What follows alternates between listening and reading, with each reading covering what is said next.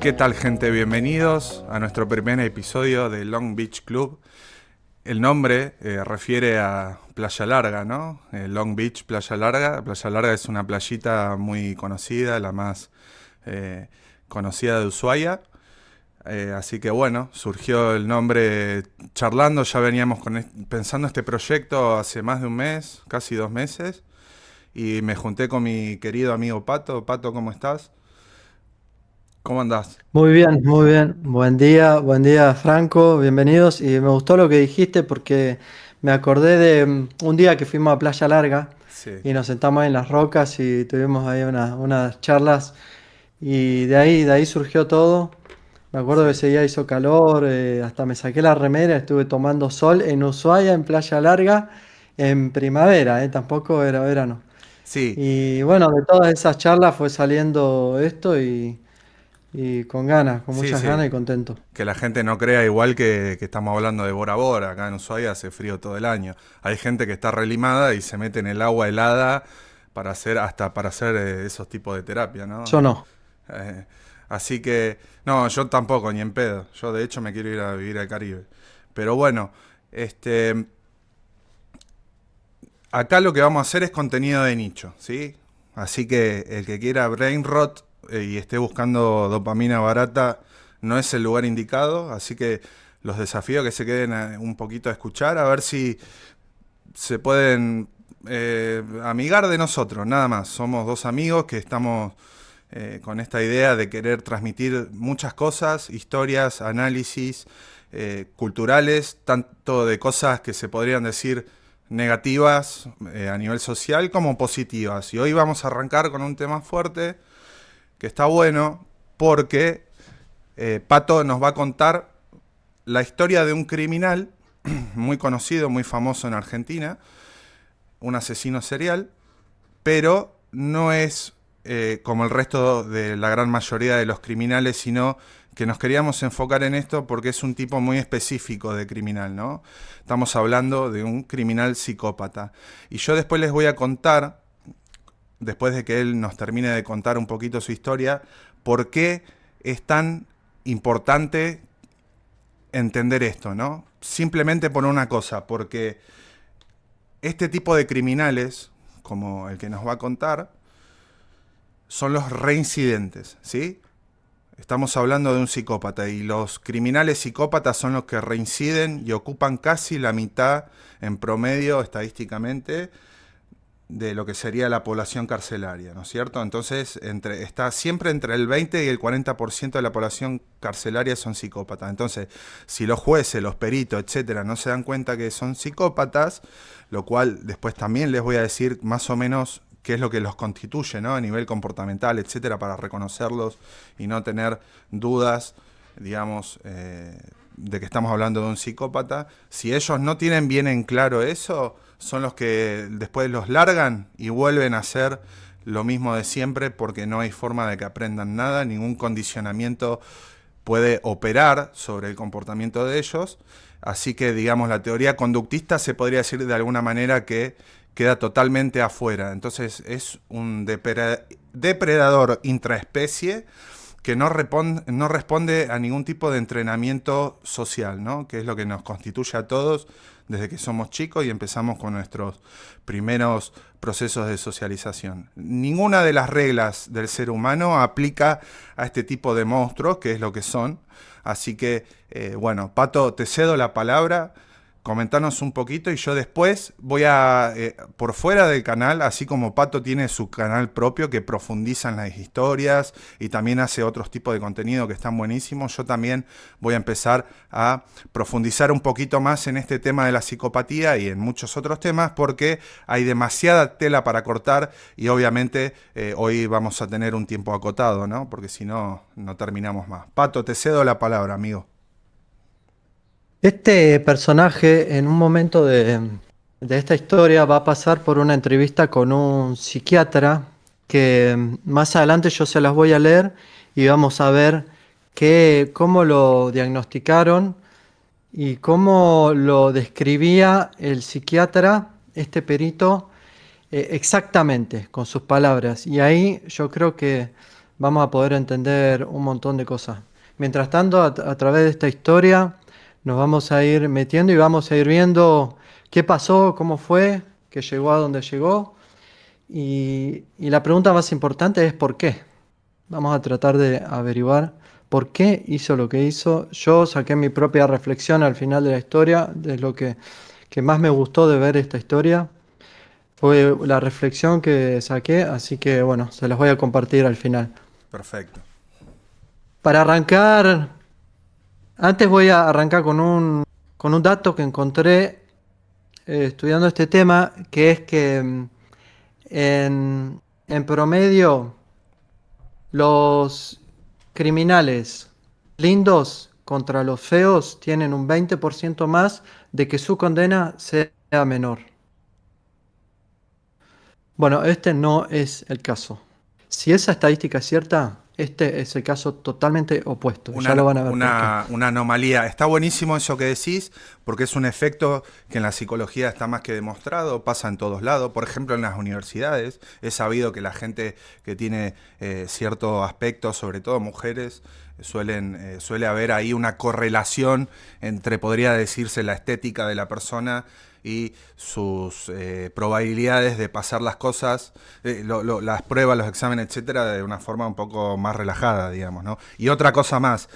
Viste que también es sabido que en Tinder, por ejemplo, cuando alguien que tiene un pintón, que sube, dice, acabo de salir de la cárcel, a mi exnovia la caí a palo o la maté, etcétera, recién salgo de cumplir la condena, y les llegan miles de mensajes, miles de likes, de match, y pareciera que tiene muchísimo más alcance, ¿no? Para el juego este del cortejo, ¿no? Entonces es un fenómeno que yo ahora no tengo ni idea, pero es para revisar, ¿no? Es para cuestionarnos un poco y después ver de qué estamos hablando precisamente, porque es una cosa que también es espantosa, ¿no? Así que, sí.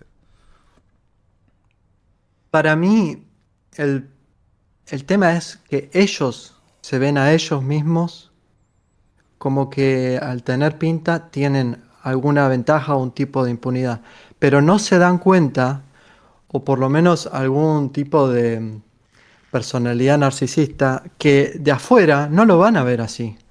Vos podés ser más pintón, pero te va a caer el juicio, la condena, y no vas a zafar por más ojos azules que tengas. Así que por acá va nuestra historia y para aquellas personas que tienen entre 65 y 90 años y se puedan ubicar bien en el ambiente, quiero que piensen, yo les pregunto, ¿dónde estaban y qué estaban haciendo en la primavera de 1969?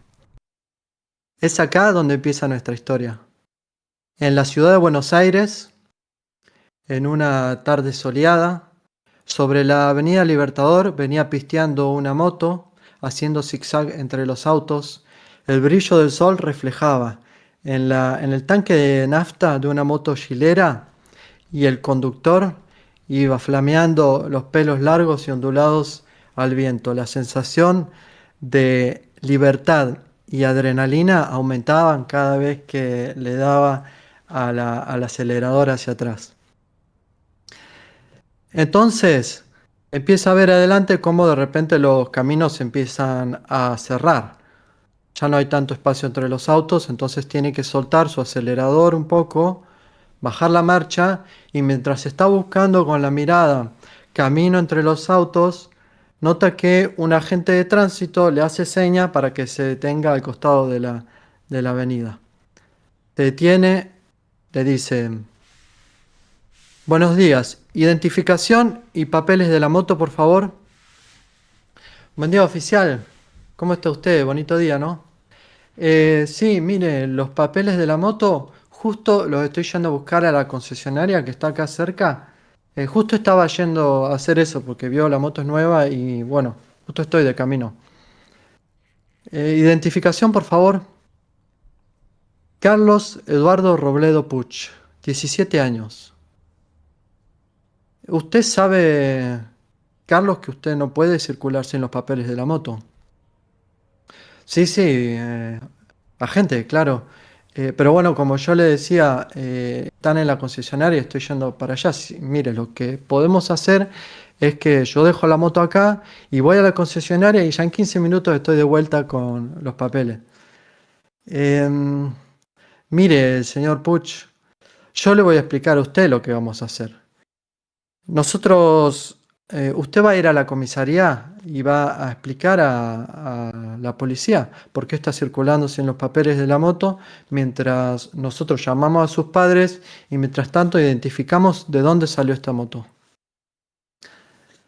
En la policía, en la comisaría, Carlitos está esperando, viene un oficial con los papeles y le dice, sí, señor Puch, mire, estuvimos averiguando y usted está al tanto que esta moto fue declarada como robada ayer, ¿no? Bueno, oficial, mire, a ver, robada no, en realidad yo no la robo, yo la tomé prestada de la concesionaria y me fui a dar una vuelta, pero no es que la estaba robando, la iba a devolver. ¿Viste? El tipo te dan, es característico de los criminales psicópatas y de los psicópatas en general, que te dan respuestas que te desconfiguran completamente, suenan a veces demasiado incoherentes. Después lo vamos a conectar con lo que sería deficiencias, ¿no? A nivel lingüístico, a nivel léxico, intralingüístico, ¿no? Porque tienen, digamos, tienen deficiencias morfológicas de las áreas cerebrales que están, digamos, por ejemplo, el área de Broca, de Wernicke, que están directamente relacionadas con el lenguaje. Entonces, a veces pareciera que te está hablando un estúpido porque te da respuestas muy tontas, que uno dice, este tipo me está hablando en serio, me está tomando el pelo, ¿no? Ellos, si bien es cierto que los psicópatas son inteligentes, en general son muy inteligentes, tienen este tipo de signos, muestran este tipo de señales, ¿no es cierto? Que es una de las cosas que tomadas en conjunto, digo, es una variable más dentro de todas las variables que se pueden observar para que después a largo plazo podamos determinar o que alguien lo pueda diagnosticar, obviamente, y decir, esto no es un rasgo aislado, sino que lo vamos a meter dentro de lo que nos va a confirmar que efectivamente estamos ante un auténtico psicópata. Eso por un lado.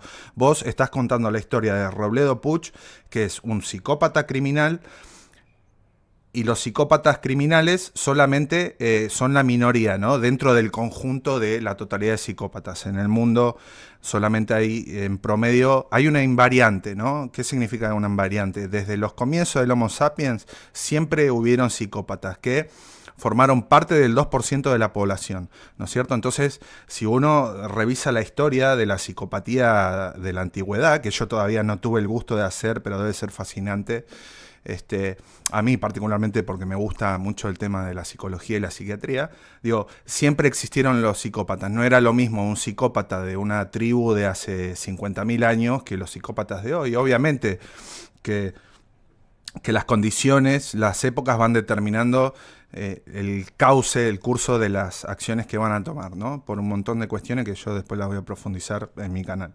Pero lo que decía es que si el 2% de la población es psicópata, dentro de ese 2% de psicópatas tenemos a su vez una minoría que serían los psicópatas violentos criminales, ¿no? Los asesinos seriales, los asesinos en masa, que son psicópatas, porque no todo asesino serial, todo asesino en masa es psicópata, pero la gran mayoría sí, así que no son menudencias que no tiene sentido, es demasiado sutil, ¿no? La diferencia.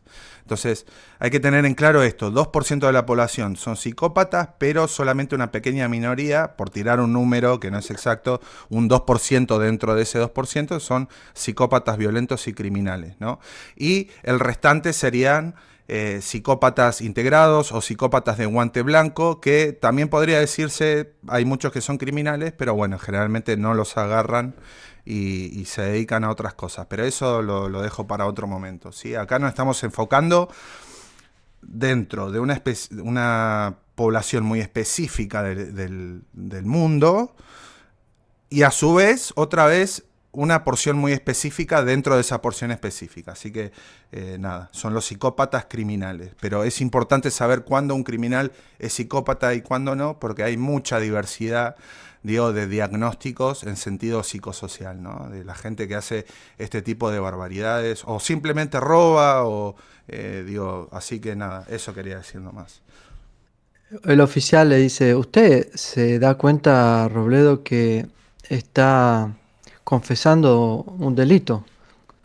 Mire, oficial, yo no robo las motos. Mire, no es la primera moto que yo tomo prestada. Yo fui, ya saqué varias y voy a dar una vuelta y bueno, a veces llego a devolverlas a la comisaría, a veces me quedo sin nafta y la dejo ahí, pero yo nada, las uso para dar una vuelta nomás. Mire, señor Puch, a mí no me cuente más historias. Usted lo que va a hacer es hablar con el juez y le va a explicar a él lo que usted quiera. El juez determina que, bueno, al ser menor de edad, lo, lo dictamina como culpable de robos y lo manda al reformatorio durante un año.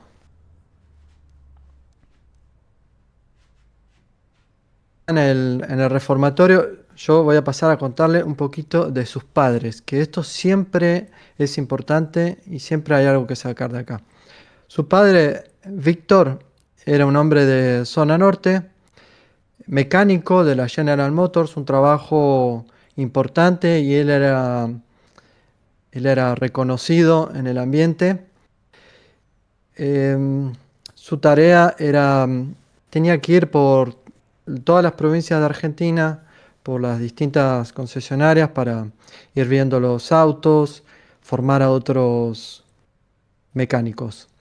Por esa razón, el padre pasaba mucho tiempo fuera de la casa y Carlito se quedaba con su madre.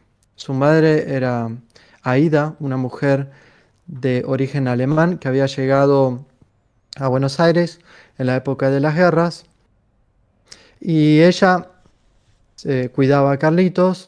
Carlitos, los padres le exigían que estudie idiomas, él hablaba alemán, inglés, tocaba el piano muy bien. Carlitos además le gustaba leer, leía mucho, le gustaba el cine, la literatura. Es, Era un chico formado. es muy interesante eso que estás diciendo, Pato. Los psicópatas no se caracterizan por tener actividades de este tipo tan aristócratas, se podría decir, ¿no? Tan aristocráticas. No, no en un sentido peyorativo, todo lo contrario. Creo que está perfecto que cualquier persona se dedique a cuestiones culturales. Yo soy una de ellas. Así que, pero esto no es característico de los psicópatas. Ellos no pasan su tiempo en actividades que requieren una concentración o una atención sostenida en el tiempo, ¿no? Por las deficiencias de las que hablaba antes. Digo, hay ciertas cuestiones ahí de procesamiento. Digo, la inteligencia de ellos viene por otro lado, no por sentarse a estudiar, por sentarse a aprender piano, etcétera, etcétera. Estamos hablando, por lo que me estás diciendo, este caso yo lo estoy aprendiendo de vos ahora en vivo porque no lo conocía. Algo también sumamente específico, yo diría hasta que es específico de lo específico de lo específico. O sea, un psicópata culto. Es increíble lo que me estás contando. Un psicópata culto y además un chico que era la versión masculina de su madre. Un chico de pelo largo, ondulado, color cobrizo, de ojos azules. Un chico que se vestía muy bien, la abuela le traía la ropa de Alemania. Una familia de clase media alta que vivía en Olivos. Carlitos desde chiquito ya era travieso en la escuela. Solía robarle los útiles a sus compañeros, robaban en el kiosco de la escuela. Una vez llegó a entrar a la secretaría y robar en la tesorería. Y tenía problemas porque sus compañeros, por su aspecto físico, lo jodían mucho, le hacían bullying, le decían que era un maricón, que era un amanerado.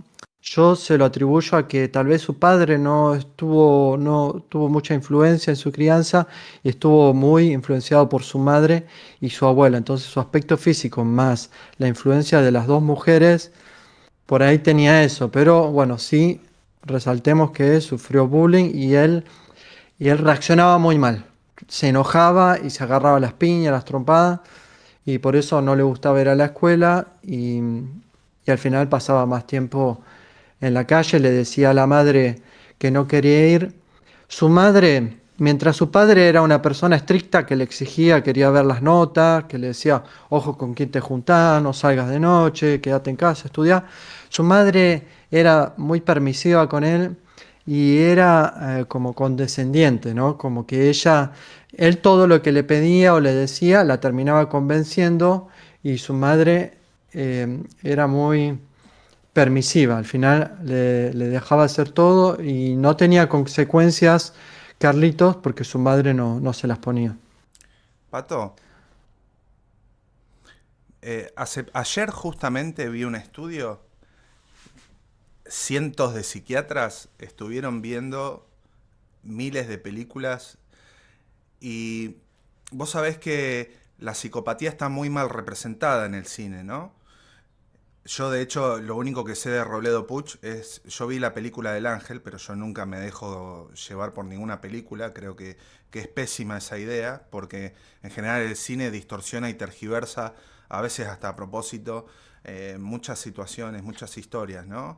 Y estos psiquiatras, después de ver, creo que eran miles de películas, determinaron que el que mejor representa la psicopatía es Javier Bardem, un actorazo para mí, que su gran papel de psicópata, el primero lo hace en la película No Country for Old Men, que sería Sin lugar para los débiles en español.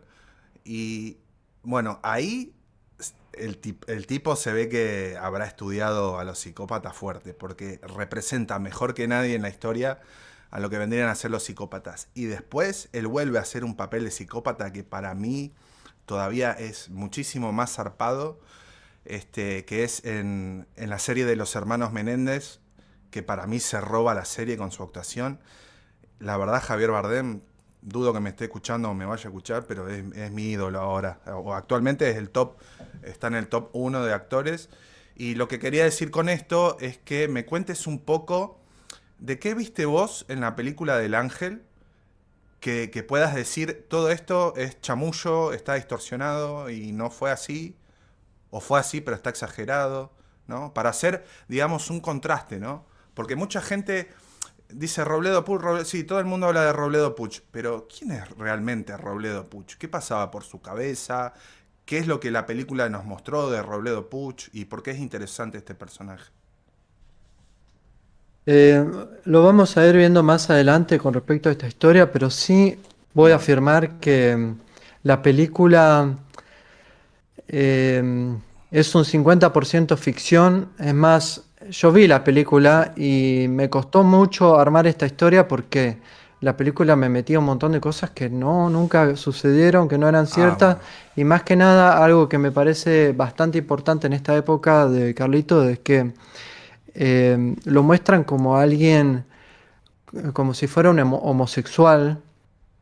eh, y yo no afirmaría eso, no lo afirmaría al 100%. Creo que pueden haber algunas cosas que las vamos a ver más adelante, pero creo que no ayuda. Esa imagen que le dieron, yo no la Me, afirmaría al me, 100%. ¿Me dejas decirte solamente una cosita sobre eso que acabas de decir? Mira, los psicópatas tienen una visión completamente utilitarista de la vida, ¿no? Las personas para ellos no son más que medios para sus objetivos y se interponen en su camino, las eliminan o las destruyen emocionalmente. Hay una entrevista que le hacen a un psicópata, esto lo leí en un libro de Robert Hare, Sin conciencia se llama, que, que es es el gran estudioso de la psicopatía junto con otros muñecos, y él contaba, bueno, le hacían una entrevista a un psicópata y este psicópata no era homosexual, ¿no? Pero él decía que se quedaba en Brasil gracias a la guita que ganaba haciendo felaciones a hombres, o sea, como que se prostituía, y él decía, no, yo hago esto solamente para ganar plata y poder quedarme en Brasil, pero yo no soy homosexual. Y a mí, la verdad, no me sorprende para nada que un psicópata haga semejante cosa porque hacen cosas sumamente desagradables, morbosas en su día a día, incluso se desenvuelven de una forma totalmente abominable, así que probablemente Robledo Puch, si esto no lo puedo afirmar, ¿no? Pero si él no hubiera sido homosexual, no me cabe ninguna duda, siendo un auténtico psicópata, de que podría haber simplemente hecho alguna cuestión solamente para llegar a sus objetivos, ¿no? Así que para que vayan tomando dimensión hasta dónde llegan estos tipos, ¿no? Y estas tipas también, porque hay mujeres psicópatas.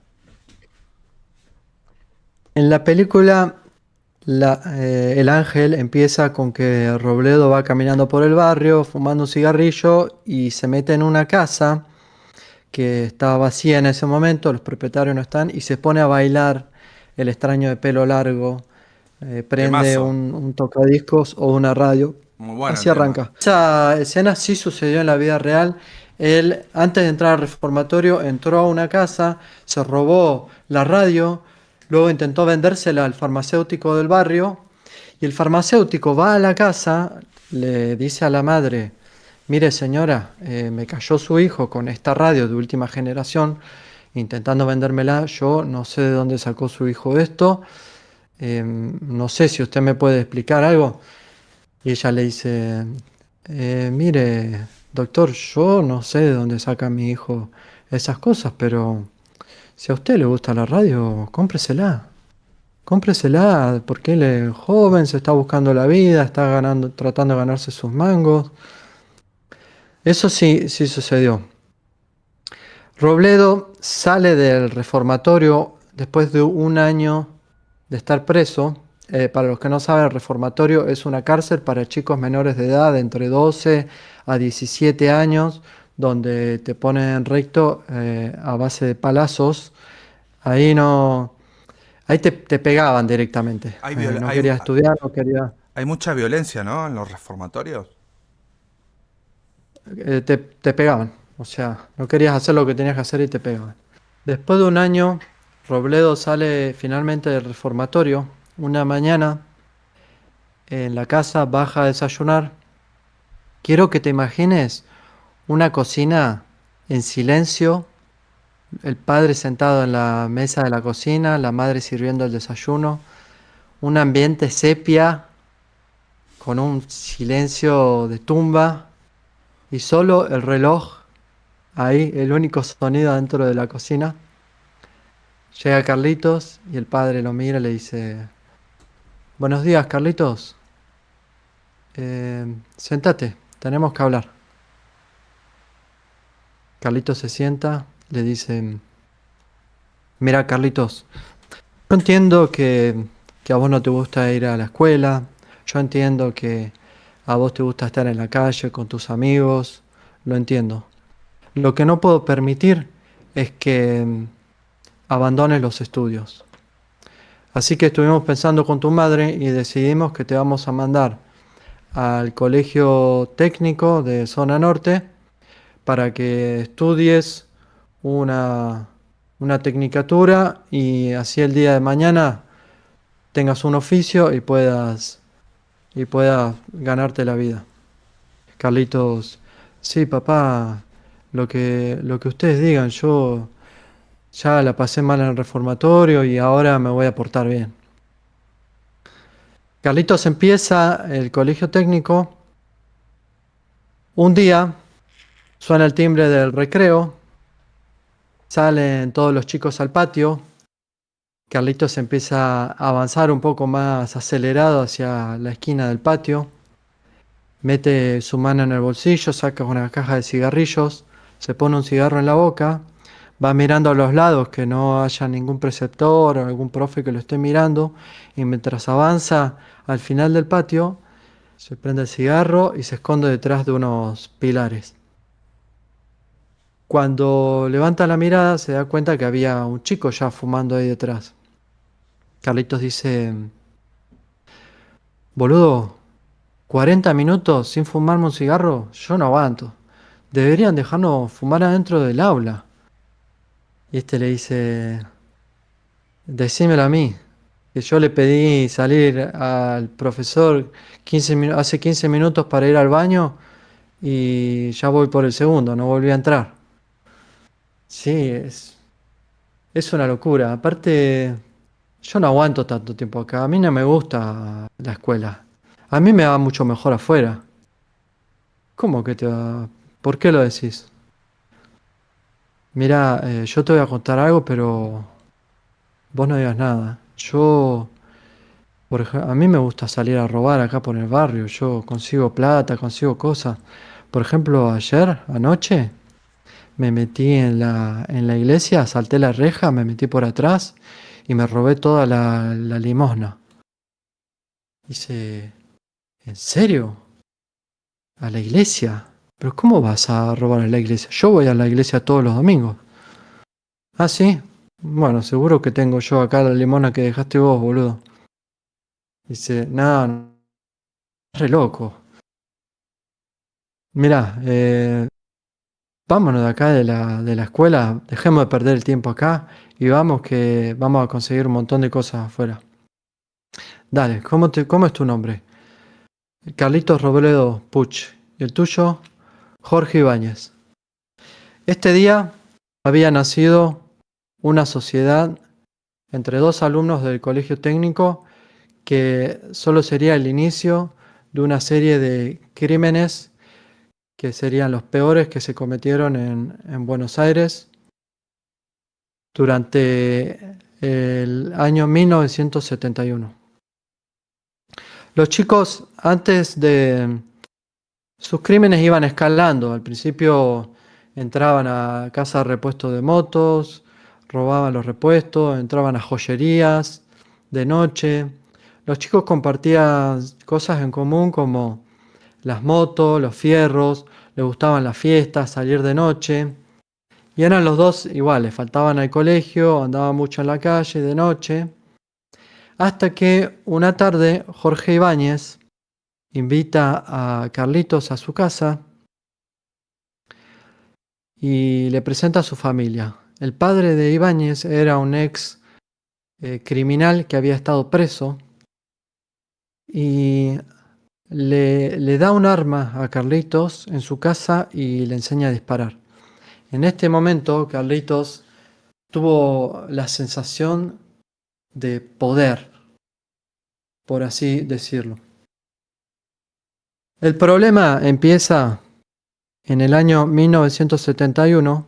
La noche del 14 de marzo, los chicos salen a un boliche, al boliche Enigma del barrio. Los chicos cada vez que salían a lo grande. Se gastaban toda la plata que se robaban de los hurtos, de los robos del barrio. Invitaban tragos, se escabeaban a full. Y esa noche Jorge Ibáñez estaba en la barra hablando con una chica. Se ve que el encargado del lugar lo advierte y le dice al seguridad que agarre a ese pibe y que lo saque a la mierda. Cuando el seguridad se acerca y empiezan a forcejear, Carlitos se da cuenta, va a intentar ayudar a su amigo, pero lo sacan a los dos a la calle. Se ve que había una relación ahí entre la chica y el encargado, por eso hace que los echen. Cuando estaban caminando por la vereda, Ibáñez le dice, Carlito, estoy re caliente, boludo, no nos pueden sacar, son unos hijos de puta. Mira, vamos a hacer una cosa, Carlito. Vamos a ir a casa ahora, vamos a tomar unos tragos, preparamos los chumbos y más tarde, cuando cierren, volvemos y le robamos todo, porque yo esta noche me dejé un montón de guita ahí adentro. Carlito, sí, sí, dale, dale. Se van a lo de Ibáñez, preparan las pistolas, las mochilas, ya estaban decididos a ir a robar. A las 5 de la mañana, cuando todo estaba tranquilo por el barrio, el boliche ya estaba cerrado, los chicos se acercan, empiezan a dar vueltas por la reja y consiguen saltar un muro y consiguen entrar. Entran por la salida de emergencia. Cuando se encuentran adentro del boliche, solo estaba iluminado por las luces de las heladeras que estaban en la barra. Los chicos empiezan a avanzar sigilosamente por el boliche van detrás de la barra, encuentran la caja y la abren y empiezan a vaciarlas adentro de las mochilas. Jorge, sacale todo lo que haya acá, agarrá las botellas, choreate todo lo que puedas. Yo me voy acá atrás a dar una vuelta a ver qué más encuentro. Carlitos empieza a caminar por el pasillo, sigilosamente hasta que llega a una puerta. Está un poco entreabierta. La empuja un poco, la puerta eh, chilla un poquito. Se da cuenta que es una habitación oscura, pero llega a ver dos camas. Entra caminando despacito al centro de la habitación y se para entre las dos camas. Habían dos personas durmiendo. Carlitos lo que hace, nos mira, mete su mano en el bolsillo, saca el seguro, apunta con la pistola, ¡pa! ¡pa! Sin que se dieran cuenta, sin que pudieran reaccionar, Carlitos había asesinado a dos personas. En ese momento, con el ruido, llega Ibáñez. Carlitos, Carlitos, ¿qué pasó? ¿Estás bien? Sí, sí, estoy bien. Tranquilo. Tranquilo, los maté. ¿Cómo que mataste? ¿A quién mataste? Los maté a estos dos que estaban acá. Ahora vamos a tener más tiempo para robar todo. Ahora ya no nos van a poder delatar ni nada.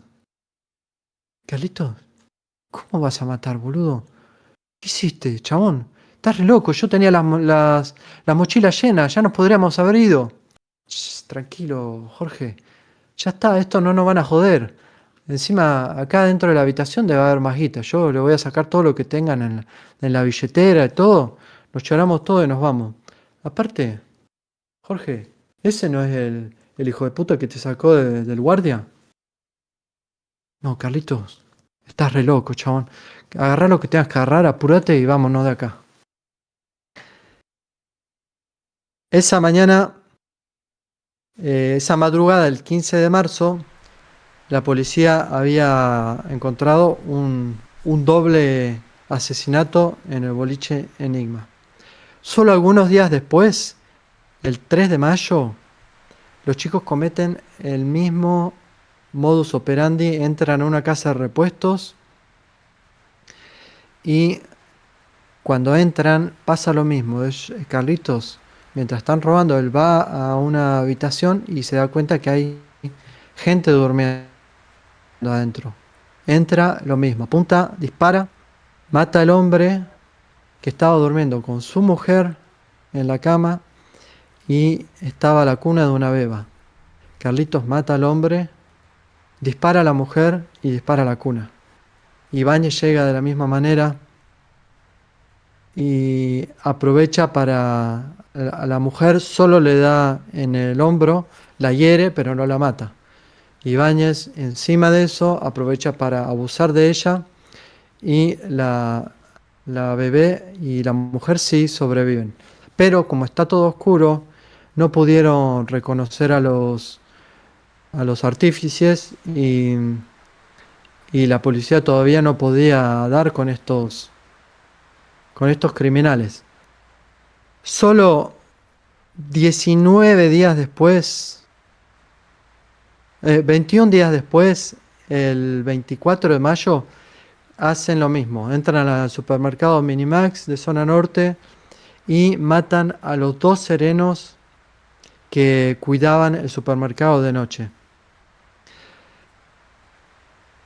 Carlitos era la persona que mataba y entre los dos robaban, se repartían los motines. ¿Qué hacían con la plata? Los chicos salían de fiesta, se compraban autos nuevos, se compraban motos, se compraban ropa.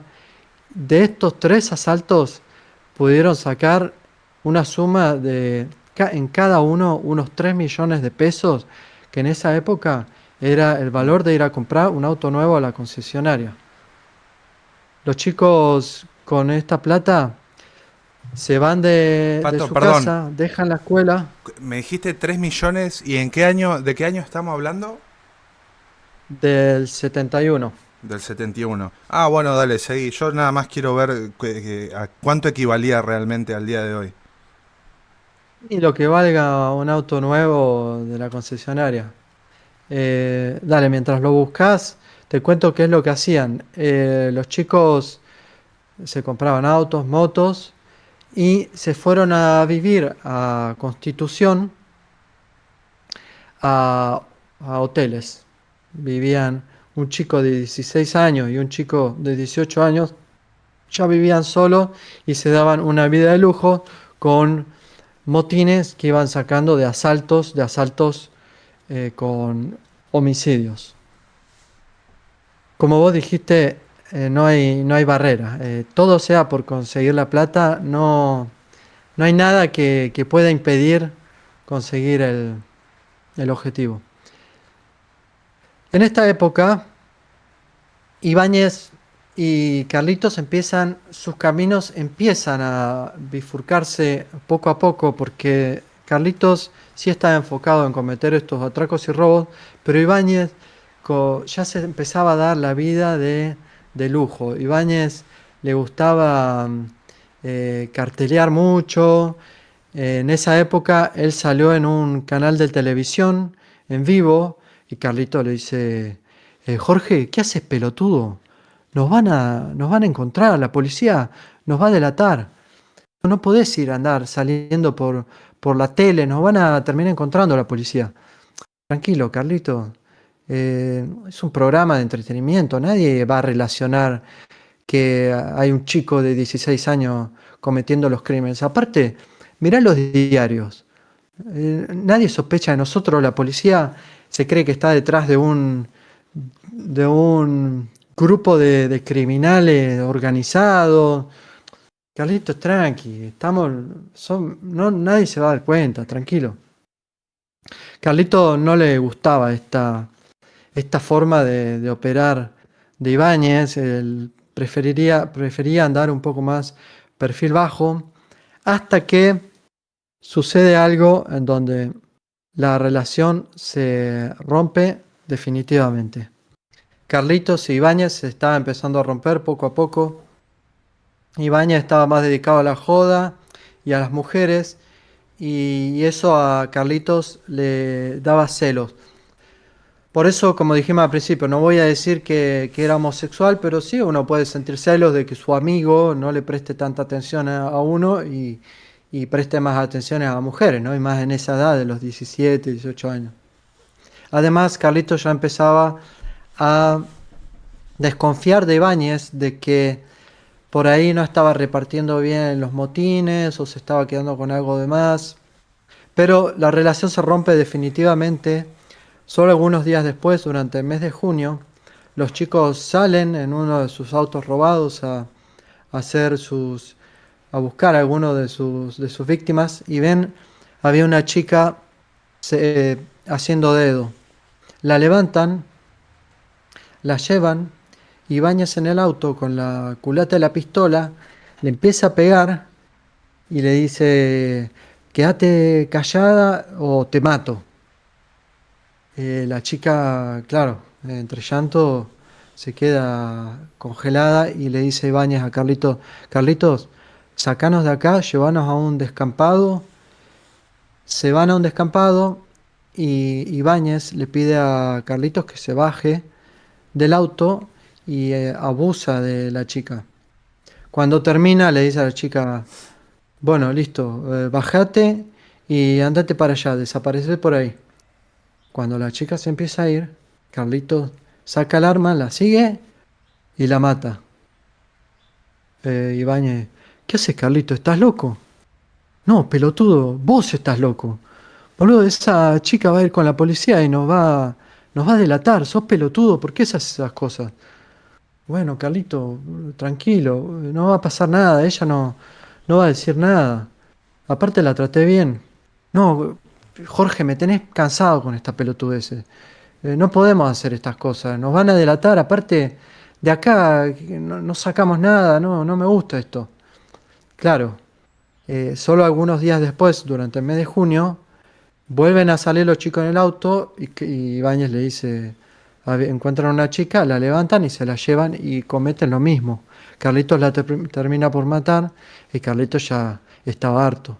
Empiezan a discutir y Carlitos dice, mirá, yo de acá no saco nada. O sea, Carlitos veía como Ibáñez estaba con las mujeres, no sacaba nada de plata, lo que podía sacarle de la billetera, y encima la tenía que matar. Este nuevo modus operandi de Ibáñez, Carlitos ya lo tenía harto, se empieza a enojar mal. Por eso se les llama Eh, a los asesinos psicópatas, a los criminales, se les llama asesinos a sangre fría por eso mismo, ¿no? Porque no sienten ansiedad, básicamente. Los mecanismos cerebrales que operan, las disfunciones en el sistema parasimpático, en el sistema amigdalar, etcétera, lo que sería lo que se suele llamar cerebro reptiliano, en ellos funciona de una manera diferente, ¿no? Entonces ellos no sienten, no transpiran, no tienen palpitaciones, no tienen esa adrenalina que es muy desagradable. En cualquiera que uno esté en una situación adversa, los psicópatas no les tiembla el pulso. Por eso se les llama asesinos a sangre fría. Hacen este tipo de cosas como uno va al kiosco a comprar un caramelo. sí, pero como decías vos, son también inteligentes y es consciente, él era consciente que la policía lo podía agarrar. Por eso no quería dejar escapar a las chicas o no quería dejar em, Sí, testigos. sí, sí. Tienen, obviamente, tienen esa conciencia como son utilitaristas en todo sentido, piensan, pero a muy corto plazo piensan en las consecuencias, ¿no? Digo, una preocupación es que no los agarren, sí, pero esa no debería ser tu preocupación.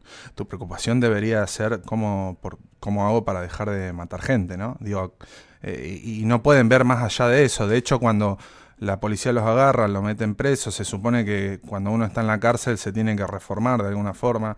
eh, Aunque las condiciones sabemos que acá en Argentina por lo menos son demasiado subóptimas, de todas maneras muchos no reinciden después de salir de la cárcel, no solo porque estuvieran presos, sino porque hicieron tratamientos, estudiaron dentro, algunos hasta acuden a la religión, bueno, todas esas cosas que hace el resto para ser recondicionado y poder ser reinsertado a la sociedad, ellos lo pueden llegar a hacer, pero solamente como un medio para sus fines nuevamente, ¿no? El condicionamiento no opera sobre los psicópatas criminales. Entonces, si vos ves que están haciendo lo mismo que el resto, solamente lo están haciendo porque saben que de esa forma, por ejemplo, van a disminuir la pena, ¿no es cierto? Van a chamullar al juez de alguna forma y los va a largar antes, etcétera, etcétera. Todo lo hacen con fines utilitaristas. Nada de lo que hacen es real. Son camaleones. Entonces, con los psicópatas nada es lo que parece. Solo un mes después, recordemos que estos dos abusos y asesinatos a las chicas pasaron durante el mes de junio. Durante la madrugada del 5 de agosto llega la noche donde todo se quiebra completamente. Los chicos salen nuevamente con el auto y se ve que Ibáñez ya le estaba proponiendo a Carlitos de realizar otra vez de levantar a alguna chica. Carlitos dijo, hasta acá llegué, estoy harto. Lo que cuenta la historia oficial es que ellos venían transitando por Avenida Cabildo y Carlitos en un momento choca el auto y en ese choque Ibáñez muere. Carlitos se escapa, pero antes le saca los documentos a Ibáñez y se escapa. Carlitos sale con una herida en el brazo. Yo esto me cuesta creerlo porque hay un detalle que escuché de la historia oficial de que ellos salen con el auto del padre de Carlitos. Entonces decime vos acá qué pensás, porque si Carlitos sale con el auto de su padre y lo choca, por más de que vos te vayas, ¿cómo no vincularon nunca el auto con la familia Puch y que Carlitos era amigo del chico que estaba muerto en el accidente? Por eso a mí esta historia no me cierra. Sí, puedo creer, por ejemplo, que podrían haber ido con un auto robado, Pero te voy a contar, esto es interesante Claro, porque, no, era una evidencia vi- terrible. claro, y de ahí no pasó nada, o sea, no lo agarraron. Podría haber sido un buen momento para agarrarlo ya. Sí, sí. Te voy a contar una historia porque investigando y leyendo y viendo en videos y esto, y en YouTube di con un comentario en un video, ¿viste esos videos que tienen Sí, 24 reproducciones sí, sí. sobre Rodeo Puch? Y había un comentario de una chica que recaliente porque dice que la historia estaba mal contada y que esa noche lo que sucedió es que, porque ella es hija de un amigo de Robledo, que dice que esa noche Robledo estaba con ellos en un bar y que lo que sucedió realmente es que Ibáñez salió con uno de los autos robados a levantar a alguna chica, la policía lo paró, quiso identificar el auto, Ibáñez aceleró el auto, intentó escapar y en una maniobra se chocó y se mató él solo. Puede ser, todo esto me cierra más de que de la versión oficial. De una forma u otra, después de la muerte de Ibáñez el 5 de agosto, se detienen los crímenes durante un tiempo, unos 2 meses diría. Carlitos se dice que Puch se fue a Mar de Plata para escaparse, para que no lo busquen y lo que fuera. Pero a mí, y en este viaje a Mar de Plata es donde conoce a su nuevo socio, que sería Héctor Somoza. Pero a mí tampoco me cierra porque ¿cómo se va a ir a Mar de Plata en pleno invierno, en agosto?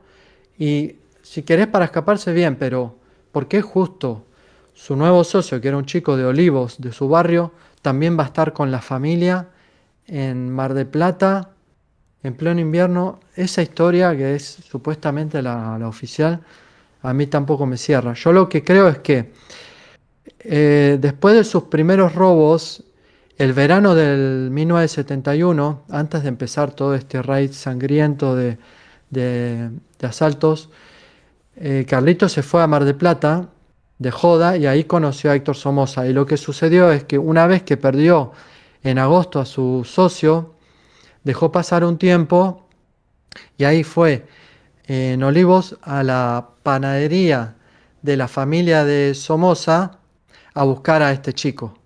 Entonces vos imaginate, Héctor Somoza, un chico de 17 años que por la mañana va a la escuela y por la tarde atiende la panadería, el negocio familiar, vende el pan, vende la factura, atiende a la gente y una tarde ve como un auto nuevo se frena por fuera del escaparate, entra una persona a la tienda y era Carlito, que le dice, buen día Héctor, ¿te acordás de mí? Sí, Carlos de Mar del Plata, ¿no? Sí, ¿cómo andas? ¿Todo bien, Héctor? Sí, sí, bien. ¿Y vos? Che, qué lindo auto que tenés. ¿Te gusta? Este lo saqué la semana pasada. Sí, sí, está muy lindo. ¿De dónde lo sacaste? Mirá, Héctor, em, si vos querés, si a vos te gusta el auto y querés un auto así, lo podés conseguir. Mirá, yo justamente me quedé sin socio hace poco y estoy buscando un nuevo socio. Si venís conmigo, yo te voy a enseñar. Vos no tenés que hacer nada. Lo único que tenés que hacer es cubrirme la espalda y dentro de poco vas a tener un auto como este. Aparte, acá en la panadería no vas a poder conseguir nunca vendiendo pan un auto así. Ahora, Robledo Put tenía. No, esto no era una sociedad anónima, era más bien una sociedad de responsabilidad limitada, ¿no? No tenían mucha. No se hacían mucho cargo, digamos, de. La SRL Puch. Sí, sí, sí, él mantenía la empresa adelante, digamos. Claro. Un Em, auténtico CEO. Lo que no sabía Héctor Somoza es que en el momento que se sube al auto con Robledo Puch, sus días estaban contados. Durante el mes de noviembre empieza una serie de atracos totalmente descontrolados. Acá ya no hay ese periodo de enfriamiento que suelen tener los asesinos. Por lo que vos me Acá decís. cada... Perdón, Pato, que te interrumpa, pero Sí. por lo que todo lo que me venís contando es claramente Robledo Puch sería parte del tipo de criminal que siempre está necesitando compañía, ¿no? Por su modus operandi, ¿no? De atracos, de robo, etcétera, necesita un campana, qué sé yo. Entonces, es solamente un dato que se me ocurrió y como para especificar bien, ¿no? Qué clase de tipo era Robledo. Siempre buscaba endulzarle el oído a nuevos partners, digamos.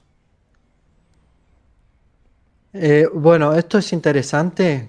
Quiero que recordemos lo que acaba de decir porque más adelante es parte de la reflexión que hice de esta historia. Dale. Durante el mes de noviembre suceden 3 atracos con asesinatos. Cada una semana los chicos salían, entraban a empresas grandes, digamos, podían ser concesionarias, podían ser supermercados. Entraban de noche, mataban al sereno que estaba cuidando, robaban todo y se iban. Ellos ya tenían este método de abrir las cajas fuertes de los lugares, que se llevaban el soplete, y Carlitos había aprendido a usar el soplete en el colegio técnico y daban vuelta la caja fuerte por la parte de atrás, que suele ser un poco más endeble el metal, quemaban el metal y se robaban las cajas fuertes. Lo que pasó es que en el mes de noviembre, en los 2 primeros atracos, no sacaron mucho. Carlitos empezaba a sospechar que Héctor no le traía mucha suerte. Sin embargo, en el último atraco del mes de noviembre sí sacaron un motín que les permitió ese verano, durante diciembre y enero, irse de vacaciones a Mar del Plata, de joda, a gastarse todo lo que venían robando. Sí, Hasta que, perdón, pero también hay que sacarse un poco de esta idea, si bien son inteligentes, es un tipo específico de inteligencia el que tiene el psicópata, es una inteligencia cognitiva, ¿no? No quiero entrar en eso porque es un tema muy complejo, pero no es que Robledo Puch era un maestro de la manipulación y le endulzaba el oído a los demás, que no es eso lo que quise decir, sino que estos tipos son criminales, todo lo que lo acompañaron, y aunque no hayan sido psicópatas, probablemente no lo fueron porque como reaccionaban mal a las cosas que hacía Robledo y les terminaba cansando, probablemente igual tolerar eso ya te habla de mínima de rasgo psicopático, aunque no hayan sido auténticos psicópatas, pero no es que él era un maestro de la manipulación. Digo, ellos se dan cuenta, lo primero que piensan, dicen, ah, listo, llegó este boludo, piensa que me está endulzando el oído, pero para mí es una oportunidad bárbara. Y los criminales piensan así, entonces no es que los metía en una burbuja ni les hacía creer que se iban a ir a Disney. Todo lo que operaron con Robledo Puch no eran tan culiados como él, pero de todas formas eran unos hijos de puta lo mismo. yo lo que entiendo de esto es que el objetivo de conseguir tanto dinero, de mirar el auto que conseguí, Les encanta la guita a los mirar me voy dos psicópatas. meses. Les encanta la guita. El psicópata siempre. Qué es lo que lo apasiona y le causa excitación? Porque están todo el día buscando excitación, se aburren muy rápido. El psicópata, sus necesidades son básicamente las primarias, ¿no? Son muy animaloides sus necesidades, son muy instintivas. Ellos siempre están buscando sexo, plata, comida y dormir, nada más, no quieren salir a laburar. Y ellos salen a afanar, punto, para cubrir rápidamente, juntar guita de la forma más fácil. Entonces, se podría decir que el psicópata es un simio en cuanto a las necesidades que tiene él, que son las únicas que existen para él. Nunca va a poder interpretar las necesidades de los demás ni las va a tener en cuenta, pero este tipo de necesidades son primatísticas, ¿no? En ese sentido. Guita, sexo, comida, y están todo el tiempo así. Pum, tan tranquilo, listo, comida, se levantaron, no consiguieron la comida, hacen lo que tengan que hacer para, no tienen sexo, pum, salieron, violaron, listo, y así, tienen que pensarlo así, como un robot que puede pasar de 0 a 100, de 0 a 100 todo el tiempo. Después del verano había que volver a trabajar y la madrugada del 1 de febrero de 1972 es donde todo termina. Los chicos salen a cometer un nuevo asalto, Se dirigen a la ferretería Masa en Carupá, Tigre. Consiguen entrar. Cuando entran, dan con el sereno. Le dice, date vuelta, ponete de rodillas. No, no, pibes, tranquilo, tranquilo, llévense lo que ustedes quieran, pero por favor no me hagas nada. Que te des vuelta y que te pongas de rodillas. Pará, pará, pibe, por favor, tengo familia, no hagas nada. Se acerca por atrás, por la nuca. ¡Pah! Listo, Héctor. Ahora podemos robar todo lo que querramos, agarrar el soplete, vamos a la oficina y vamos a abrir esa caja fuerte. Acá los chicos se ponen a trabajar en la caja fuerte. Empieza Héctor Somoza a darle. Esto es un trabajo que lleva mucho tiempo, tarda con el calor del fuego. Le está dando Héctor Somoza a la caja fuerte y después le toca a Robledo. Acá, según la historia de lo que cuenta Robledo, es que él dice que mientras él estaba quemando la caja fuerte, él en un momento se sintió amenazado por Héctor. Yo pienso que tal vez Héctor puede haber venido por atrás, lo puede haber acariciado, lo puede haber besado, lo puede haber tocado. Sea como sea lo que haya sucedido en ese momento, a Robledo no le gustó, empujó a Héctor, sacó su arma y le disparó. Eh, Luego lo que hizo, después de haber matado a Héctor, agarró el soplete y para no dejar testigos, le quemó las manos a Héctor para borrarle las huellas dactilares y le quemó la cara. Después de esto, Carlos agarró todo lo que pudo y se fue. Carlos había cometido su último doble asesinato.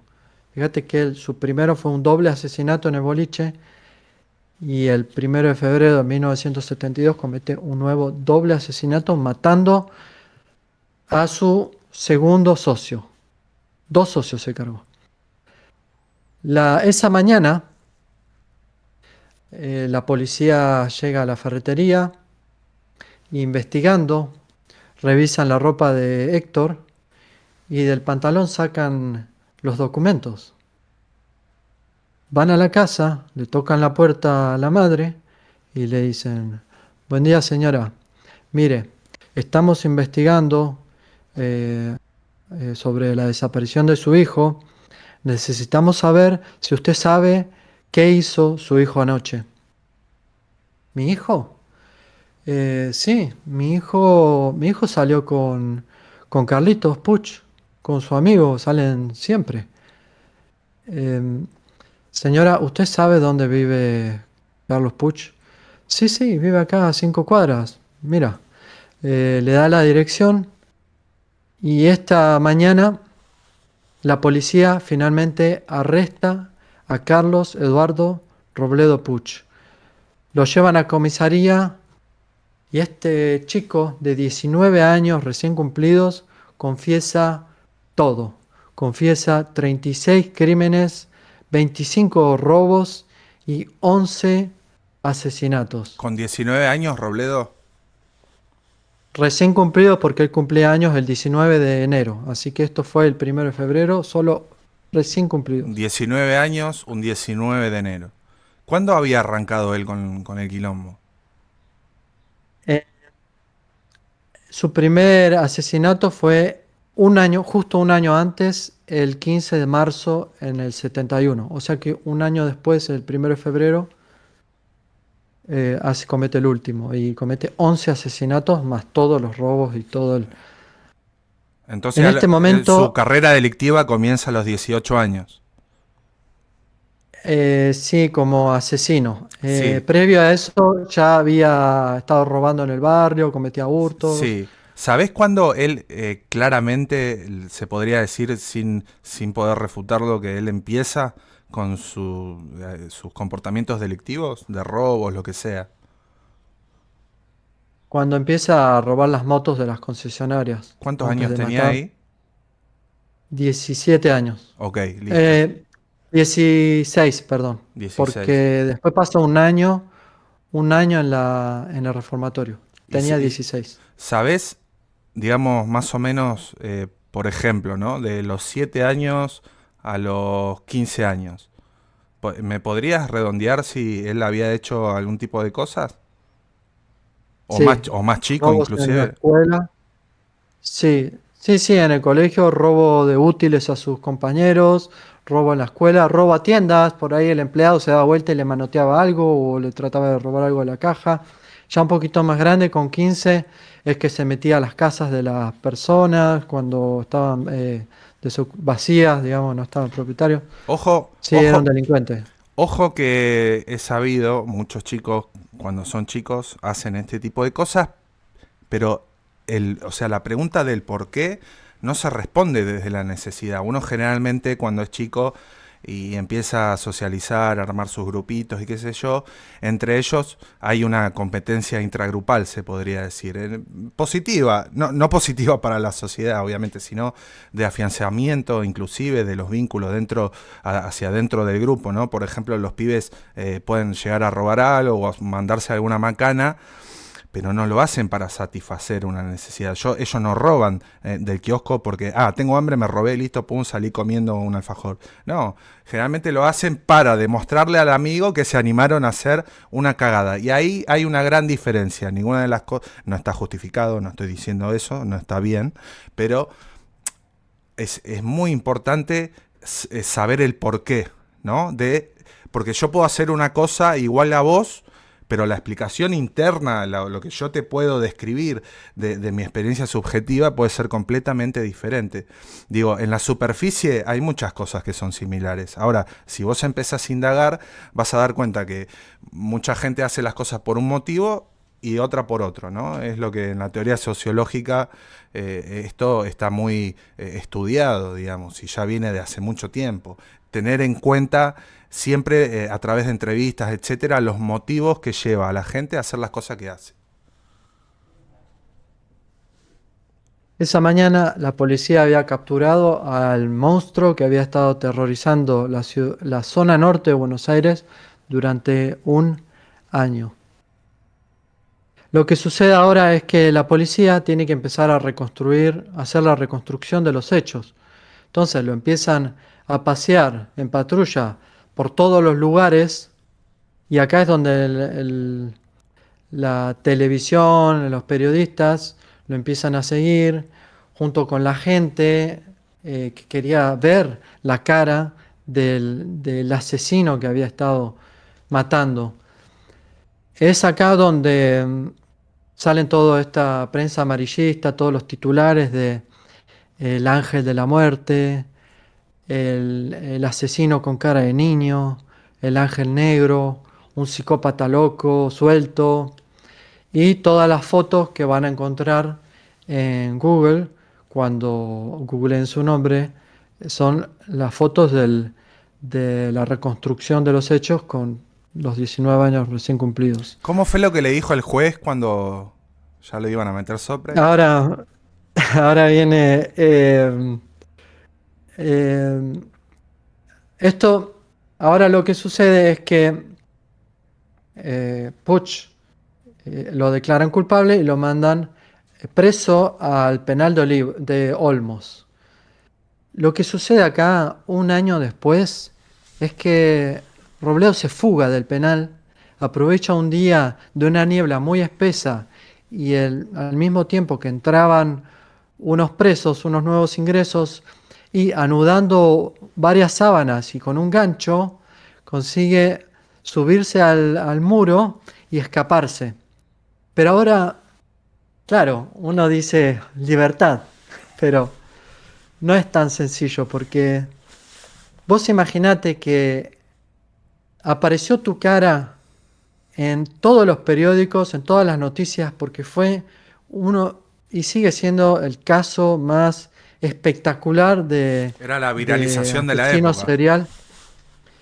Su cara estaba en todos lados. Entonces imagínate, vos te escapás de la cárcel y empezás a dar vueltas por la ciudad y te reconocen todos. ¿A dónde te puedes ir? ¿A dónde te puedes ir? No podés andar de día, no podés meterte al supermercado, no podés ir a un kiosco, no podés comer, no podés volver a tu casa, no podés hacer nada. Él sobrevivió solo 68 horas en fuga, escondido en un edificio en construcción, hasta que finalmente, en un descuido, lo volvieron a agarrar. Y ahora sí, lo meten preso y lo mandan a una cárcel de alta seguridad, que es la cárcel el penal de Sierra Chica. Sierra Chica, a algunos le puede sonar porque en el 1996 hubo ahí un motín, el motín de los dos apóstoles, donde tomaron el penal y cocinaron a un par de los rehenes. Cocinaron a un par de los rehenes. En ese motín estaba Robledo en el 96 y él se escondió junto a otras personas en la capilla del penal. Además, quiero agregar que él pidió en ese penal ser trasladado al pabellón de homosexuales, como dato. En el 1980, 8 años después de su captura, Perdón, llega el día. él, Robledo pidió que lo metan al pabellón de los homosexuales. Sí, Y este pabellón, o sea que había hay, en esta cárcel había un sector para homosexuales. sí, En todas las hay cárceles. pabellón para No, homosexuales. no sabía que en las cárceles había eh, ¿cómo No sé, sería? no sé hoy en día.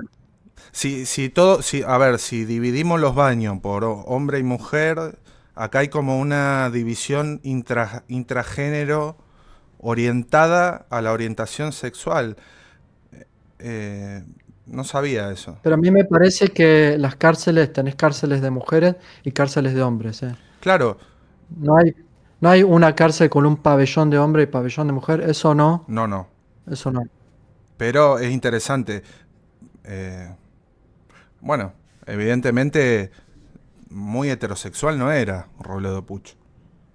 Digo, por lo que él decía, Bueno, acá me importa un comino si era esto o lo otro. Solamente estoy pensando en lo versero que es el tipo, ¿no? Como todo psicópata, que para ellos mentir es como respirar. los que vieron la película o conocen la historia por ahí me pueden decir, che, pero cuando él era chico y tenía una novia. Sí, gente, tenía una novia, pero como cortina para decir que no es homosexual también. Yo no digo que lo sea, pero eh, nada, por ahí no era algo que le interesaba. Entonces Sí, igual tenía. guarda, porque los psicópatas son tan egocéntricos, tan narcisistas, que ellos necesitan que la gente crea su relato, ¿no? Si Robledo era homosexual y no quería que los demás sepan que era homosexual porque le afectaba el ego de alguna manera, entonces decir así, afirmar, decir, Robledo, dale, vos sos homosexual. Entonces, si Robledo saliera ahora de la cárcel y me escucha a mí decir que yo estoy diciendo que él es homosexual, probablemente sería su potencial primer víctima, ¿no? Porque estoy atacando directamente el ego.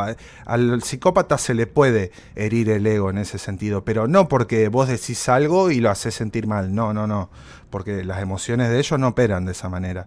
Simplemente porque él no está ejerciendo el poder que les gusta, necesita y siempre buscan ejercer sobre los demás, ¿no?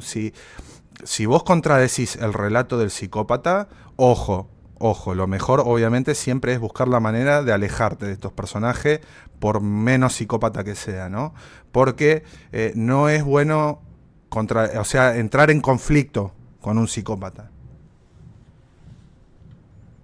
En 1980 llega el día de su juicio, pero antes el juez manda a un psiquiatra para que determine si es imputable o no. Y ahora Franco esto es lo que te va a interesar. A ver. Después de años de estar preso, yo te voy a leer lo que dice el expediente y lo que puso el psiquiatra literalmente. Pará, Lo voy ¿tenés, a leer. tenés un peritaje del psiquiatra?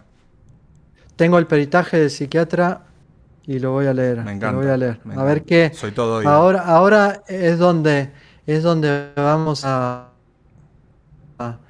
conocer exactamente cómo era Acá y a donde, entender un poco mejor. acá donde me froto las manos y me encantó Acá, bueno, me encantó desde que empezamos, pero este ya estamos entrando en el postre, ¿no? Mozo, tráeme este es el momento. el flancito con crema, por Tráeme el favor. tiramisú. Sí, sí, sí, sí. Este es el momento. Antes del juicio, tiene ahora el doctor Osvaldo Raffo, va a la prisión a tener este peritaje a Robledo Puch.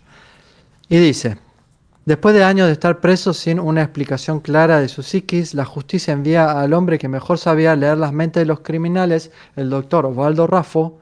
Raffo tiene 50 años y es una eminencia. Robledo tiene 27 y ya es una leyenda oscura. Se sientan frente a frente y lo que sigue es el pulso entre ciencia y pervención. Y ahora entramos en el expediente. En el expediente Osvaldo escribe: saluda correctamente y se esfuerza por parecer cortés y educado. La mímica es exagerada, amanerada. Sonríe por motivos fútiles, prolongadamente, y con cierta tendencia a la estereotipia motora. Te voy a hacer una devolución. Estas Ya son... con eso que dijiste me encanta. Dale, seguí, no te interrumpo más. Además, es muy largo, pero tuve que borrar más de la mitad porque era mucho. Pero te dejé lo mejor No, para vos. no, empezaste con un datazo, boludo, dale. Esta sonrisa da a su rostro cierta impresión de cinismo. La misma afectación de maneras se nota en el lenguaje, en las inflexiones de la voz, en los giros idiomáticos y en ciertas expresiones muy particulares suyas, escribiría el perito. Robledo. No vengo a engañarlo, doctor. Vengo a decir la verdad. Robledo hablaría mucho hasta de su familia, a la que describiría con cierta nostalgia. Me imagino, debe ser No, tan sincero, Butch, honesto como el no sol. tuvo apremios económicos de importancia, reveses de fortuna, abandono del hogar, falta de trabajo, desgracias personales, enfermedades, conflictos afectivos, hacinamiento y promiscuidad, señalaría el perito. La primera vez que mi padre se enteró que había robado, me habló mucho. Se enojó, pero no me levantó la mano. Yo le hice caso por un tiempo.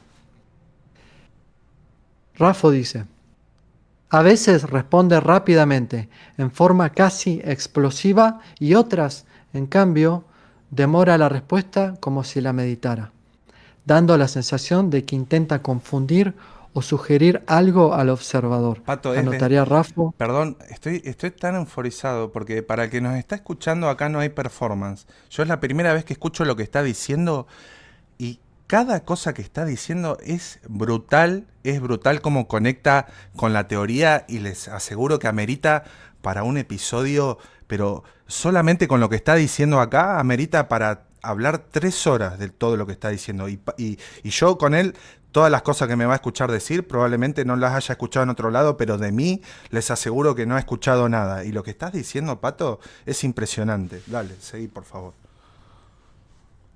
Em, yo quiero resaltar que esto es lo más interesante de lo que dijo Puch, porque más adelante le hicieron más peritajes, más entrevistas y cada vez estaba peor.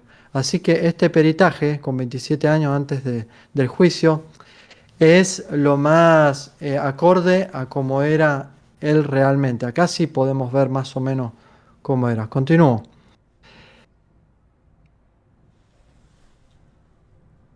Cada vez que Raffo le preguntaba por los asesinatos, Robledo ahí no se metía. Dice, estamos entrando en terreno jurídico y al abordar ese tema se tornaba agresivo. Cuando cree que las incidencias del interrogatorio no lo favorecen, adopta rápidamente una actitud de aparente amabilidad, complacencia y simpatía. La voluntad es firme y decidida. Tiene amplio dominio sobre sí mismo, señalaría el perito frente a sus reacciones. Puch no despierta en el interlocutor ni odio ni afecto. Parece un sujeto que vive como un extraño dentro de la sociedad, como si perteneciera a otro mundo. El extraño de Lo pelo largo. definiría Rafa. En él cae bien aplicar la frase atribuida a Kurt Schneider que utiliza para describir a los sujetos de personalidad esquizoide. Hay como un cristal entre los demás hombres y yo. Y termino con este último párrafo. No se cree loco ni cree haberlo estado nunca. Discurre perfectamente entre lo bueno y lo malo, entre lo lícito y lo ilícito. Nuestro hombre presenta estigmas de temperamento paranoide y perverso. Es desconfiado, egocentrista, orgulloso e inadaptado, lo pintaría. Es un perverso instintivo, agregaría. Ha cometido multiplicidad de delitos graves, muchos de ellos en condiciones de excepcional sufrimiento para las víctimas, y no ha mostrado arrepentimiento alguno, informaría. Un psicópata es simplemente un hombre así. Hace sufrir a los demás y personalmente no padece absolutamente nada. Él se mimetiza, no se adapta, sentenciaría. Con este peritaje, el juez dictamina la reclusión perpetua con accesoría por tiempo indeterminado por el delito de 11 asesinatos, 17 robos, 2 violaciones y 2 secuestros. En este momento la sala explota, hay un estallido, la gente aplaude a los gritos, como locos. La policía lo pone de pie a Robledo y antes de irse grita: esto es un circo romano y cuando salga los voy a matar a todos. Y ahora el juez le dice: usted no se preocupe, Robledo, que no va a salir nunca. Wow. Es acá donde lo vuelven a meter en el penal de Sierra Chica, donde sería su hogar por el resto de su vida y a donde permanece preso hasta el día de hoy con 74 años, 70 y pico de años. Vuelvo a tomar esa parte, le volvieron a hacer peritajes. Él, una vez que se cumplió la etapa de la prisión perpetua, que son unos 35 años, pidió a ver si lo podían sacar, le hacen los peritajes y ya acá es como cuando cada vez está peor. No coinciden las historias, no coincide lo que dice, sigue mintiendo, sigue inventando cosas, y lo que lo mantiene en la prisión es que Robledo Puch nunca, pero nunca mostró ni arrepentimiento ni pidió perdón. Bueno, termino. Robledo Puch es el prisionero más antiguo y que ha pasado más años preso continuos. Tiene ese récord. Es también el asesino serial más grande de nuestra historia. Y Robledo va a seguir preso y probablemente muera en la prisión. Yo tengo una pregunta para la gente, para que dejen los comentarios. ¿Ustedes creen que él debería pasar sus últimos años en prisión o que lo deberían dejar salir? Y ahora, Franco, antes de dejarte cerrar a vos, Me trae ¿sabes qué me pasó a mí con él? alguien que me traiga una batidora, que necesito hacer la crema. Ahora haces la crema y seguro podés agarrar algo. ¿Sabes lo que me pasó cuando empecé a ver esta historia? A mí, el Robledo Puch, con 18 años, yendo a buscarlo a Somoza y decirle: che, ¿querés un auto como estos nuevos? Vos, haceme caso, vení conmigo. Me hizo acordar a estos criptobros masivos de hoy, que Lo están detrás masivo. de los autos, de la guita. Ellos hacen lo que fuera, lo que sea para la guita, ¿entendés? El objetivo final es la guita y piensan que la felicidad está en el auto, en la guita. Y bueno, Robledo mataba porque se le permitió, porque en esa época, tengan en cuenta que no habían cámaras, no habían celulares, entonces no habían alarmas, entonces ellos podían entrar.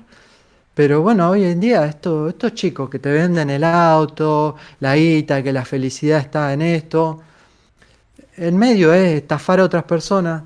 Y a mí me quedó, después de esta reflexión, me quedó como este pensamiento de, esta frase como, la felicidad no está en el auto, en la plata, en el dinero.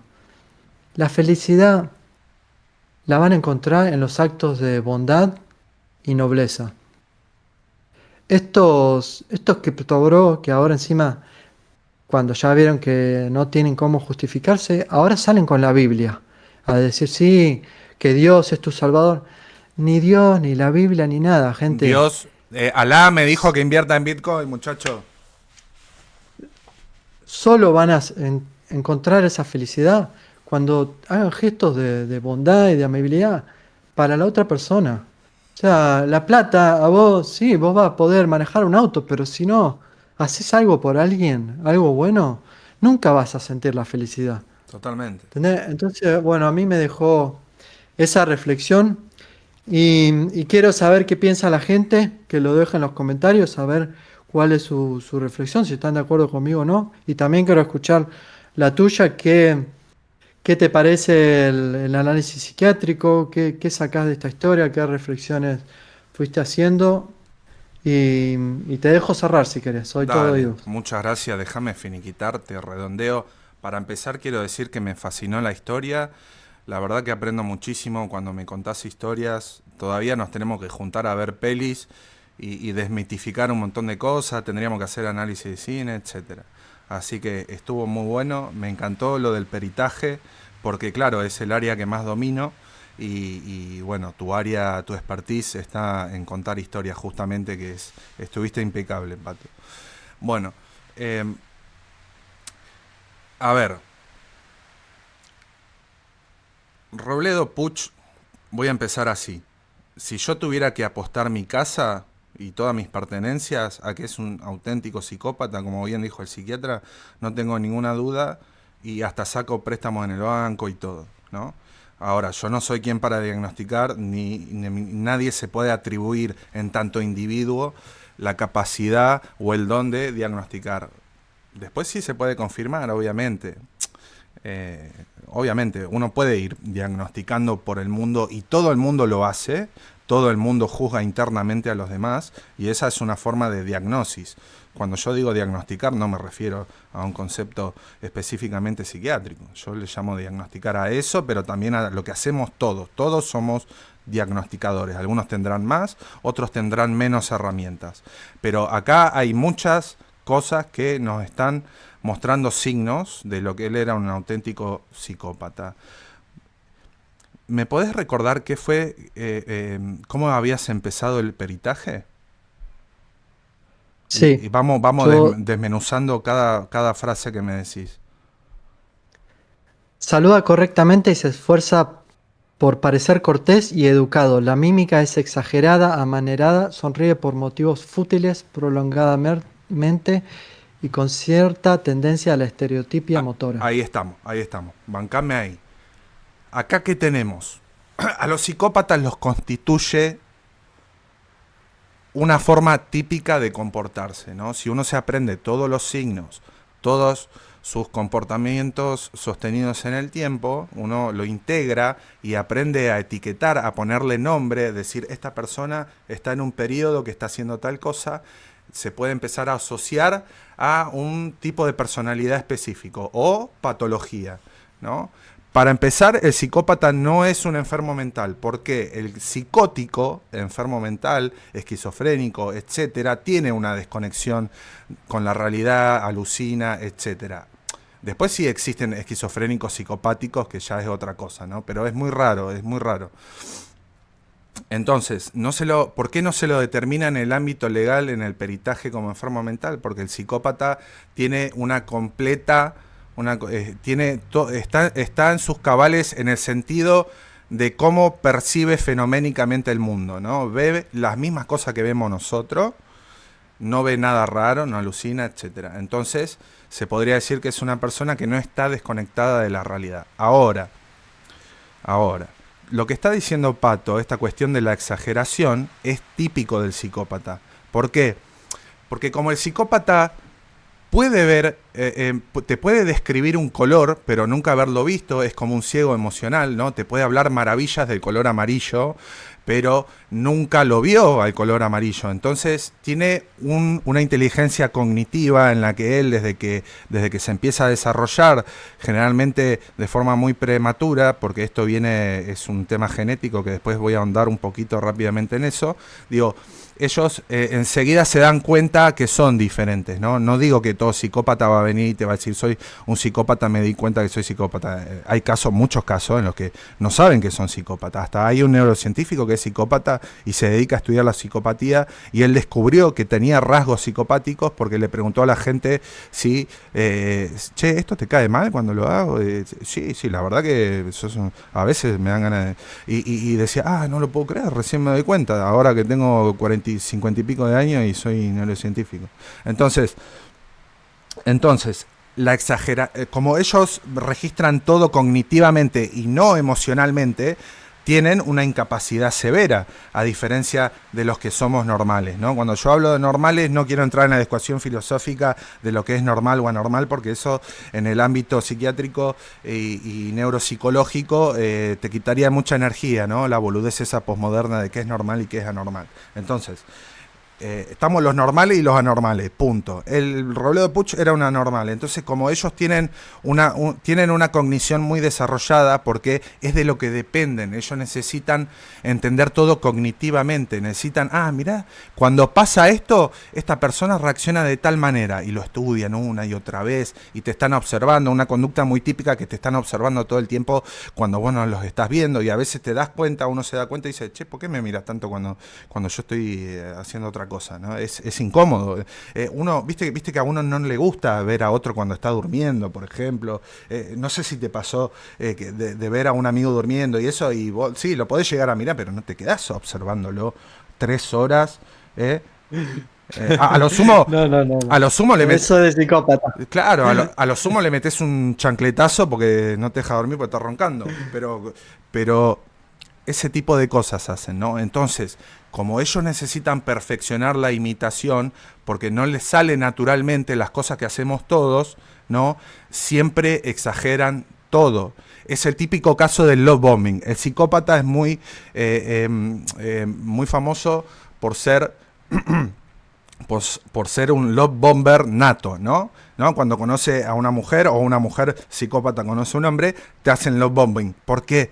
Porque ellos toda su vida se la pasaron estudiando cómo son las primeras facetas de enamoramiento, ¿no? Las cosas que la gente hace. Pero entonces ellos vienen y, como no tienen una autorregulación, todos sus mecanismos inhibitorios operan a un 2%, por tirar un número, en vez de a un 100% como las personas que no somos psicópatas. Entonces exageran todo. Está bien, son imitadores, son camaleones, toda su vida se la pasan estudiando el resto para saber cómo actuar ante determinadas situaciones. Pero claro, al no tener un registro emocional que opere de la manera en que debería funcionar, siempre va a haber una exageración por parte de ellos. Entonces todo es fusivo, te regalan cosas, te dicen cosas todo el tiempo, están todo el día pendiente de vos, etcétera. Hay algunas películas que muestran esto de casos de psicópatas. No me acuerdo, hay una ahora que no me la acuerdo el nombre, pero bueno, ya en algún momento lo vamos a hablar de eso. Hay una peli específicamente que demuestra muy bien esto. Es un psicópata, la mina obsesionada con el tipo, ¿no? Para él es todo. El tipo aparte es refachero y la mina todo el día re obsesionada. Y el padre de la mina empezaba como a sospechar, le decía, no, este pibe tiene algo oscuro, qué sé yo. Era como que inconscientemente el padre algo sentía, ¿viste? Entonces, ¿qué pasa? ¿Viste? La intuición tiene un límite. Hay un culto a la intuición cuando en realidad hoy en día nadie sabe ni siquiera definirte bien qué es la intuición, ¿no? Entonces, la intuición, sí, algunas personas son más intuitivas que otras, pero no alcanza, señores y señoras. A la intuición hay que ayudarla. ¿Cómo uno realmente comprende las cosas? Cuando las puede nombrar, cuando les puede poner un nombre. Wittgenstein, un filósofo, decía, el límite de mi mundo es el límite de mi lenguaje. ¿no? Entonces, si vos no podés nombrar algo es porque realmente no lo podés comprender, solamente lo vas a percibir. Algunos percibirán más, otros menos. Algunos se alejarán más rápido, otros menos rápido, por una cuestión intuitiva, pero se van a quedar llenos de dudas, van a sentir un montón de malestar después de estar al lado de estos personajes siniestros y no van a poder saber explicarles nunca nada a nadie de las cosas que vieron sin haber sabido que las vieron, ¿no? Solamente todo operó de forma intuitiva. Entonces, si vos lo podés nombrar a tu intuición, que tanto muchos la idolatran, esta cuestión de la intuición, te aseguro que va a operar, y no solo que va a operar, sino que la podés trabajar, ¿no? Porque todo esto uno lo va incorporando, ¿no? Entonces, y la intuición empieza a operar de forma mucho más efectiva en el momento en que uno aprende a ponerle nombre a las cosas. Entonces, ¿qué es a lo que hay que aprender a ponerle nombre? A los comportamientos sostenidos en el tiempo. Entonces, uno tiene que saber reconocer cuando conoce a alguien, por ejemplo, este me está haciendo love bombing. No puede ser tan intenso, no puede estar todo el tiempo trayéndome semejantes regalos, todo el día pendiente de mí, que todo efusivo, todo bla, bla, bla, ¿viste? Y claro, a algunos, a muchos o a muchas, esto les produce un efecto. Piensan que conocieron al amor de su vida, que es genial lo que conocieron. Sí, claro, pero una vez que ya estás enamorado, que es como un enganche químico, que es como que te ponen una esposa química y cuesta mucho cortarla, ahí es donde empieza el juego psicopático, ahí es donde el psicópata dice, listo, ya está, funcionó el love bombing, la tengo en mis redes, ahora voy a empezar a divertirme con toda mi perversión, con todo mi sadismo, la voy a empezar a maltratar psicológicamente, llegado el momento me voy a dar el gusto de boxearte, ¿no? Entonces, ese tema de la exageración que tenía Robledo Puch, que nos comentaba Pato, tiene que ver con eso, con que ellos no se saben medir. Entonces exacerban, se pasan de la línea, ¿no? Imitan mal, por así decirlo. Son muy buenos imitadores, pero con las cuestiones emocionales demostrativas, imitan, se podría decir, no son tan óptimos como en otras áreas que ellos quieren operar de forma maquiavélica. Pato, por favor, ¿me podés decir qué era lo que seguía? A veces responde rápidamente en forma casi explosiva y otras en cambio demora la respuesta como si la meditara, dando la sensación de que intentara confundir o sugerir algo al observador. Ok, Tengo dos párrafos más que te pueden decime, interesar. decime, decime. Cuando cree que las incidencias del interrogatorio no lo favorecen, adopta rápidamente una actitud de aparente amabilidad, complacencia y simpatía. La voluntad es firme y decidida, tiene amplio dominio sobre sí mismo. Bueno. Robledo, Perdón. mira esta. Robledo Puch no despierta en el interlocutor ni odio ni afecto. Parece un sujeto que vive como un extraño dentro de la sociedad, como si perteneciera a otro mundo. Sí.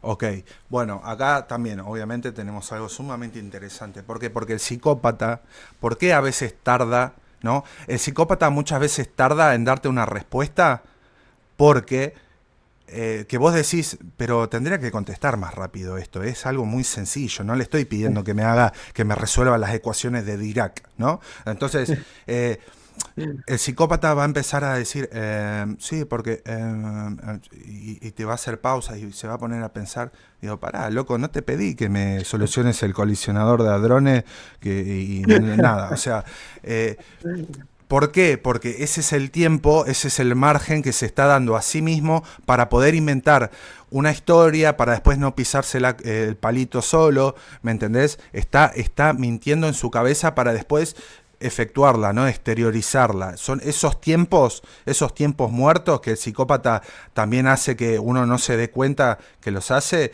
el uso excesivo de muletillas, los tiempos que tarda en razonar, en pensar, que vos hasta podés llegar a pensar, wow, qué inteligente este tipo, cómo piensa las cosas. No, el tipo está inventando una historia en su cabeza lo más rápido que puede para poder exteriorizarla y para poder mentirte, para poder manipularte. De eso se trata, lo que decía el psiquiatra.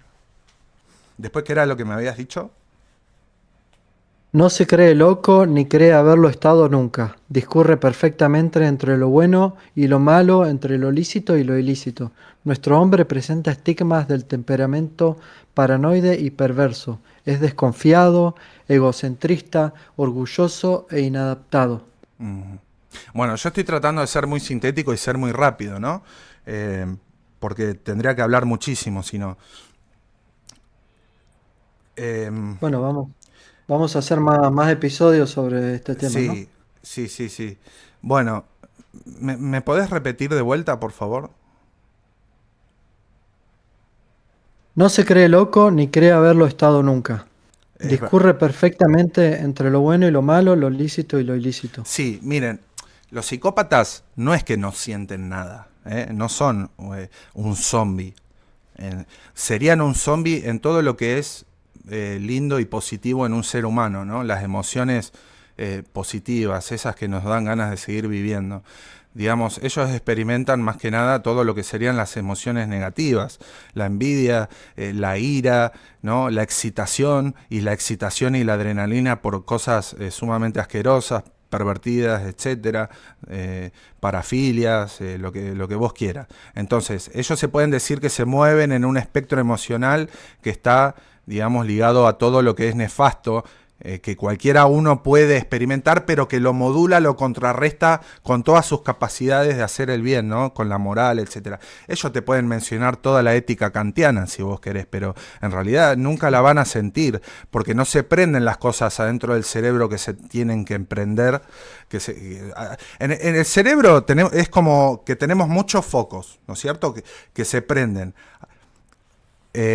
Entonces se va activando por zonas, irrigación sanguínea, activación neurotransmitiva en un sector, en otro, se intercomunican, etcétera.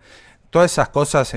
en un psicópata no funcionan, hay focos que no se le prenden, pero hay otros que sí, y estos focos son los focos negros y oscuros, ¿no? Nosotros por suerte tenemos, predominan los focos que iluminan y irradian una luz normal, amarilla, viste, cálida. Ahora, bueno, no solo que falla el tema de las activaciones cerebrales, sino que hay problemas también en lo que sería la intercomunicación entre las distintas zonas del cerebro. Te pongo un ejemplo rápido. Cuando uno consume ácido lisérgico, etcétera, yo nunca consumí, pero lo sé porque lo he leído, digo, de buenas fuentes, todas las zonas del cerebro se activan al mismo tiempo, ¿no? No es que se súper activa el cerebro y tenés la revelación, automáticamente te transformás en el Buda y qué sé yo, como profesan muchos posmo, ¿no? Bueno, pero sí se interconectan de repente en simultáneo, de forma sinérgica, todas las zonas del cerebro. Y eso no es una forma normal de operar del cerebro. Es como yo decía, se va activando, pum, pum, pum, se va comunicando. No, vos cuando estás bajo efectos de ciertas drogas, todo se comunica al mismo tiempo. De ahí viene de que, por ejemplo, uno pueda saborear colores o escuchar esto o lo otro o tener alucinaciones, ¿no?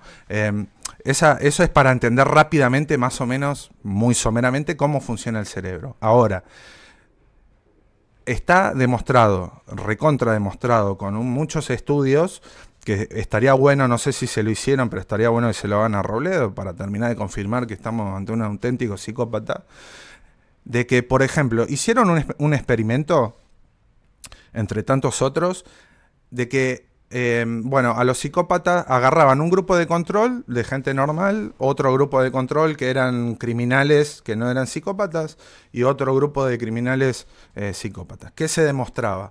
Que cuando les ponían ciertas palabras con contenido emocional, a las personas normales la irrigación, se notaba en las tomografías que el cerebro se activaban las zonas que se tenían que activar, ¿no? No voy a entrar a hablar del lóbulo occipital, órbito frontal, neocórtex, etcétera. No voy a empezar a hablar de eso. Voy a poner todo de forma sencilla y somera. Digo, las personas normales simplemente se le activan las zonas que se le tenían que activar. Te van poniendo palabras neutrales, qué sé yo, silla, camión, bicicleta, pum, te ponen algo con mucha carga afectiva. Entonces se ve en la tomografía que hay una activación, hay una irrigación a esa zona en la persona normal. Ahora, a los criminales no psicopáticos también tienen, es más o menos una forma similar a la normal, pero también tiene ciertas deficiencias. Ahora, el psicópata, cuando le ponen palabras neutrales y las mezclan con emocionales, con cosas con mucha carga afectiva, se ve que no hay un registro, no hay... ¿viste cuando internan a la gente que hay un... Tup, tup, tup, tup? Bueno, Sí, esos picos, ¿no? Esos picos serían lo que a sí. nosotros nos describiría bien, a los no psicópatas. Entonces, el psicópata es plano, le da igual una palabra o una imagen también neutra Claro, que algo sumamente cargado de afectividad y algo que a cualquier claro, otro nos puede despertar tanto asco como miedo como etcétera. No hay claro. no hay estos picos, digamos, todo siempre está en el mismo registro emocional, ¿no es cierto? Hay muchos tipos de estudio, tomografía por emisión de positrones, tomografía computada, eh, resonancias magnéticas funcionales, etcétera, etcétera. Hay muchas formas de ver las disfunciones cerebrales del psicópata. Entonces, ¿por qué es tan especial el psicópata criminal?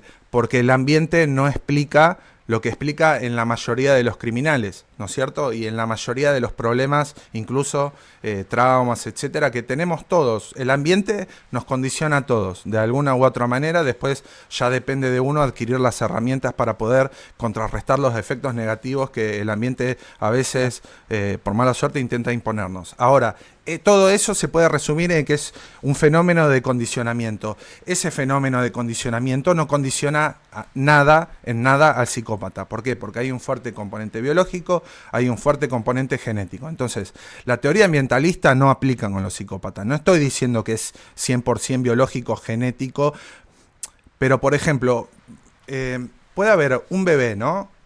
Generalmente una psicopatía puede ser genética de entrada de nacimiento, ya formándose de forma intrauterina, o también puede pasar, ¿no? Que haya negligencia, maltrato, cuando estamos hablando de un bebito recién nacido, de 1 año, de 2. Entonces, por ejemplo, si a un bebé los amarrean, lo maltratan, le hacen las aberraciones que no hace falta que ponga ejemplo, esas cosas, por ejemplo, le puede causar, como todo está muy delicado, muy vulnerable a esa Fresco. edad, sí, se le puede desconectar, por ejemplo, partes el bulbo calloso, que es lo que une los dos hemisferios, el cuerpo calloso, quiero decir. Después está la materia blanca, que es una cosa que está las fibras del cerebro, las fibras nerviosas, digamos, que se llama sustancia blanca. Eso se puede desacomodar con el ajetreo, con el golpe, con el zamarriamiento, se puede desacomodar de tal manera que no vuelve a ponerse en su lugar. Claro, eso es Claro, lo que muchos neurocientíficos dicen que se llama sociopatía adquirida, ¿no? La sociopatía claro. adquirida refiere, por ejemplo, tenés una persona normal, ¿no? El caso más famoso que cuentan casi todos los... Vos abrís cualquier libro de neurociencia y siempre arrancan con este caso. El caso de Phineas Cage, ¿no? Phineas Cage era un tipo que trabajaba en una construcción, era muy bueno, un ingeniero que la tenía reclara, todo el mundo lo quería, él realmente era una buena persona, pero usaban dinamita para hacer construcciones, etcétera.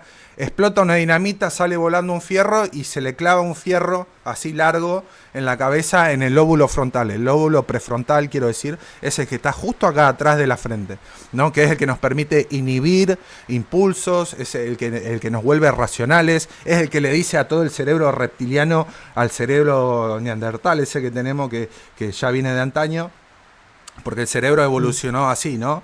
Empezamos con una cosa sumamente emocional, etcétera, y después se fue desarrollando toda esta parte que es la parte más nueva, ¿no? Entonces, sí, toda esta parte es la que domina a todo lo emocional, ¿no? Entonces, Phineas Cage, cuando se le atraviesa y sobrevive, le sacan el fierro, todo, al poco tiempo empieza con conductas muy raras. Para los cercanos empiezan a notar que se estaba poniendo cada vez más agresivo, más iracundo, empezó a maltratar, a insultar, a no querer laburar, etcétera, etcétera, etcétera. Entonces el tipo, claro, tenía una psicopatía adquirida. Bueno, le llamaban sociopatía claro, adquirida. Pasa que bueno, eso ya es un tema de especificidad de término donde muchos equiparaban la sociopatía con la psicopatía. Eso no viene al caso. Acá no es un análisis de lo que es la sociopatía y la psicopatía, pero era un psicópata, pero adquirió esa psicopatía a través de una lesión cerebral de un caso fortuito, ¿no? Infortunado. Entonces, uno puede volverse psicópata porque tenés una lesión en el cerebro por algo malo que te haya pasado. Uno hasta se puede volver religioso. Vos podés ser la persona más atea del mundo y si te tocan no sé qué zona, no me acuerdo cuál era, te pegás un palo ahí y al otro día te levantaste y sos, pero el Islam más radical que existe, ¿eh? O sea, el cerebro es Mira. muy loco, por eso es tan fascinante el campo de la neurociencia. Así que bueno, ya me fui por las ramas, perdí el hilo. ¿Y me podés decir cómo finiquitaba? Sí,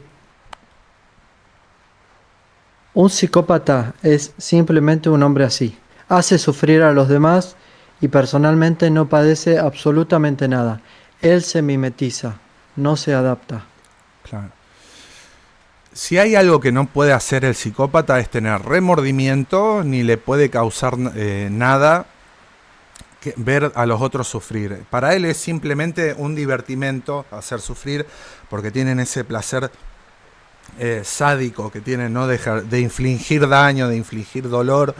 Entonces se divierten de esa manera. ¿Por qué? Pues bueno, a lo que iba con todo esto, digo, lo que quería terminar de cerrar. Ya sabemos que el psicópata es un sádico y si no te va, si no se termina convirtiendo en un asesino serial, se va terminando en convirtiendo en una persona cercana que te hace sufrir de otras maneras, ¿no? Hay un fuerte componente biológico y genético o inducido en el psicópata. Entonces, por eso se diferencia. En la superficie el psicópata se puede terminar pareciendo a muchos otros tipos de criminal, pero hay muchas cosas también que lo diferencian. Estas cosas se pueden estudiar, se pueden reconocer. Uno puede tener sospechas e incluso reforzar sus sospechas y diagnosticar a la gente un poquito, ¿no? Para poder depurar de alguna manera el entorno en las situaciones en las que uno se ve envuelto de forma cotidiana. Entonces, acá el ambientalismo no aplica. Acá se habla siempre de predisposiciones, ¿sí? Las malformaciones genéticas, las malformaciones cerebrales, morfológicas y hasta de neurotransmisión, todavía se sigue estudiando mucho. Siempre hay, no, les da una fuerte predisposición a convertirse en auténticos psicópatas, ¿no? Entonces yo no hablo ni de ambientalismo ni de psicopatía de nacimiento per se.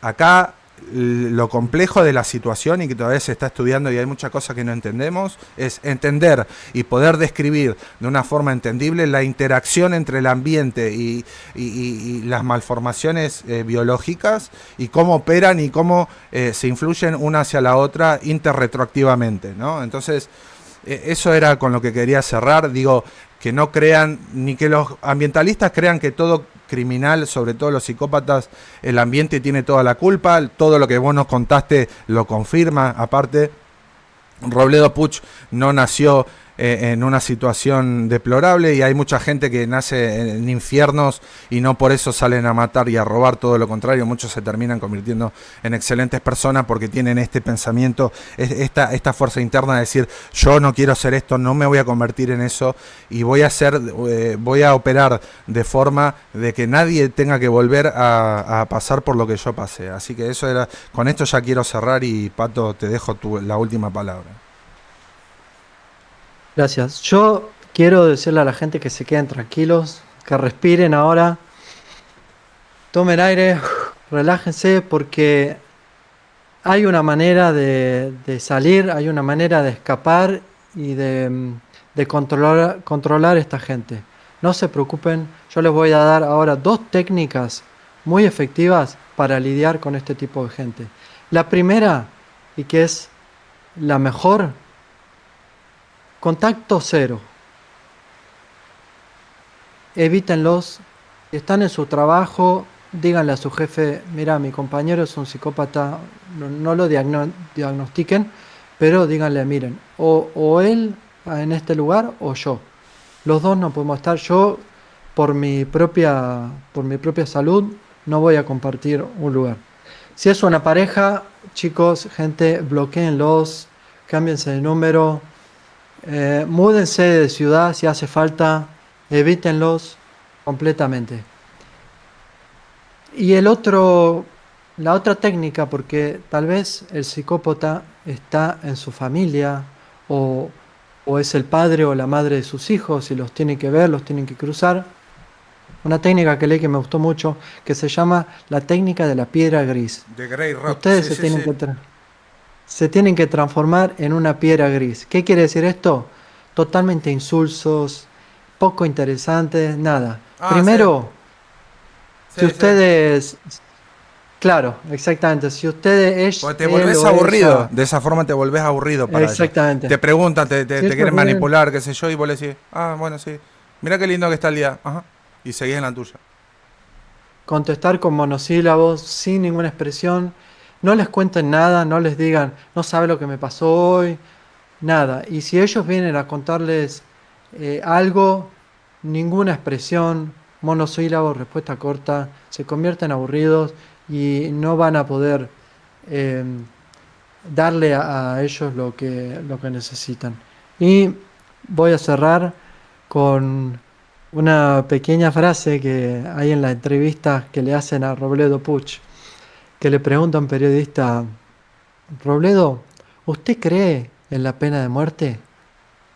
Y él contesta,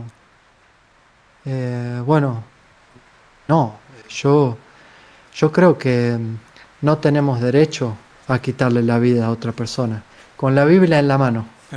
Véanla a la entrevista.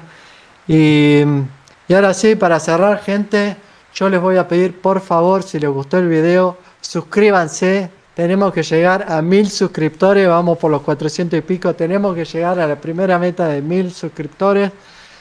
Comenten, compártanlo a sus compañeros, déjenos los comentarios, nosotros estamos ahí, los queremos leer, queremos leerlos. Y, y nada, muchas gracias si llegaron hasta acá. Y hasta un próximo video será. Amigo, nos quedamos charlando después del episodio. ¿Querés cerrar? Dale, Pato, la verdad me sentí muy bien, muy cómodo. Te agradezco mucho el esfuerzo, el trabajo, el empeño que le has puesto a todo esto. La verdad que esto lo venimos preparando hace rato, con idas y vueltas, con prueba, con testeo, con edición, etcétera. No es fácil, no es sencillo, pero salga como salga esto, este primer episodio va a quedar y lo que están presenciando es la génesis de... Lo voy a poner en términos sencillos, esto es un espacio donde lo que buscamos es que se sumen a nuestro Long Beach Club, al club de Playa Larga. Desde Ushuaia les mandamos un gran saludo. Pato, muchas gracias. Seguimos después Gracias a de vos. filmar. Gente, muchas gracias por tomarse su tiempo de vernos. Hasta la próxima que va a ser dentro de poquito, ¿sí? Dentro de poquito largamos el segundo. Espero que les haya gustado. Chau, chau.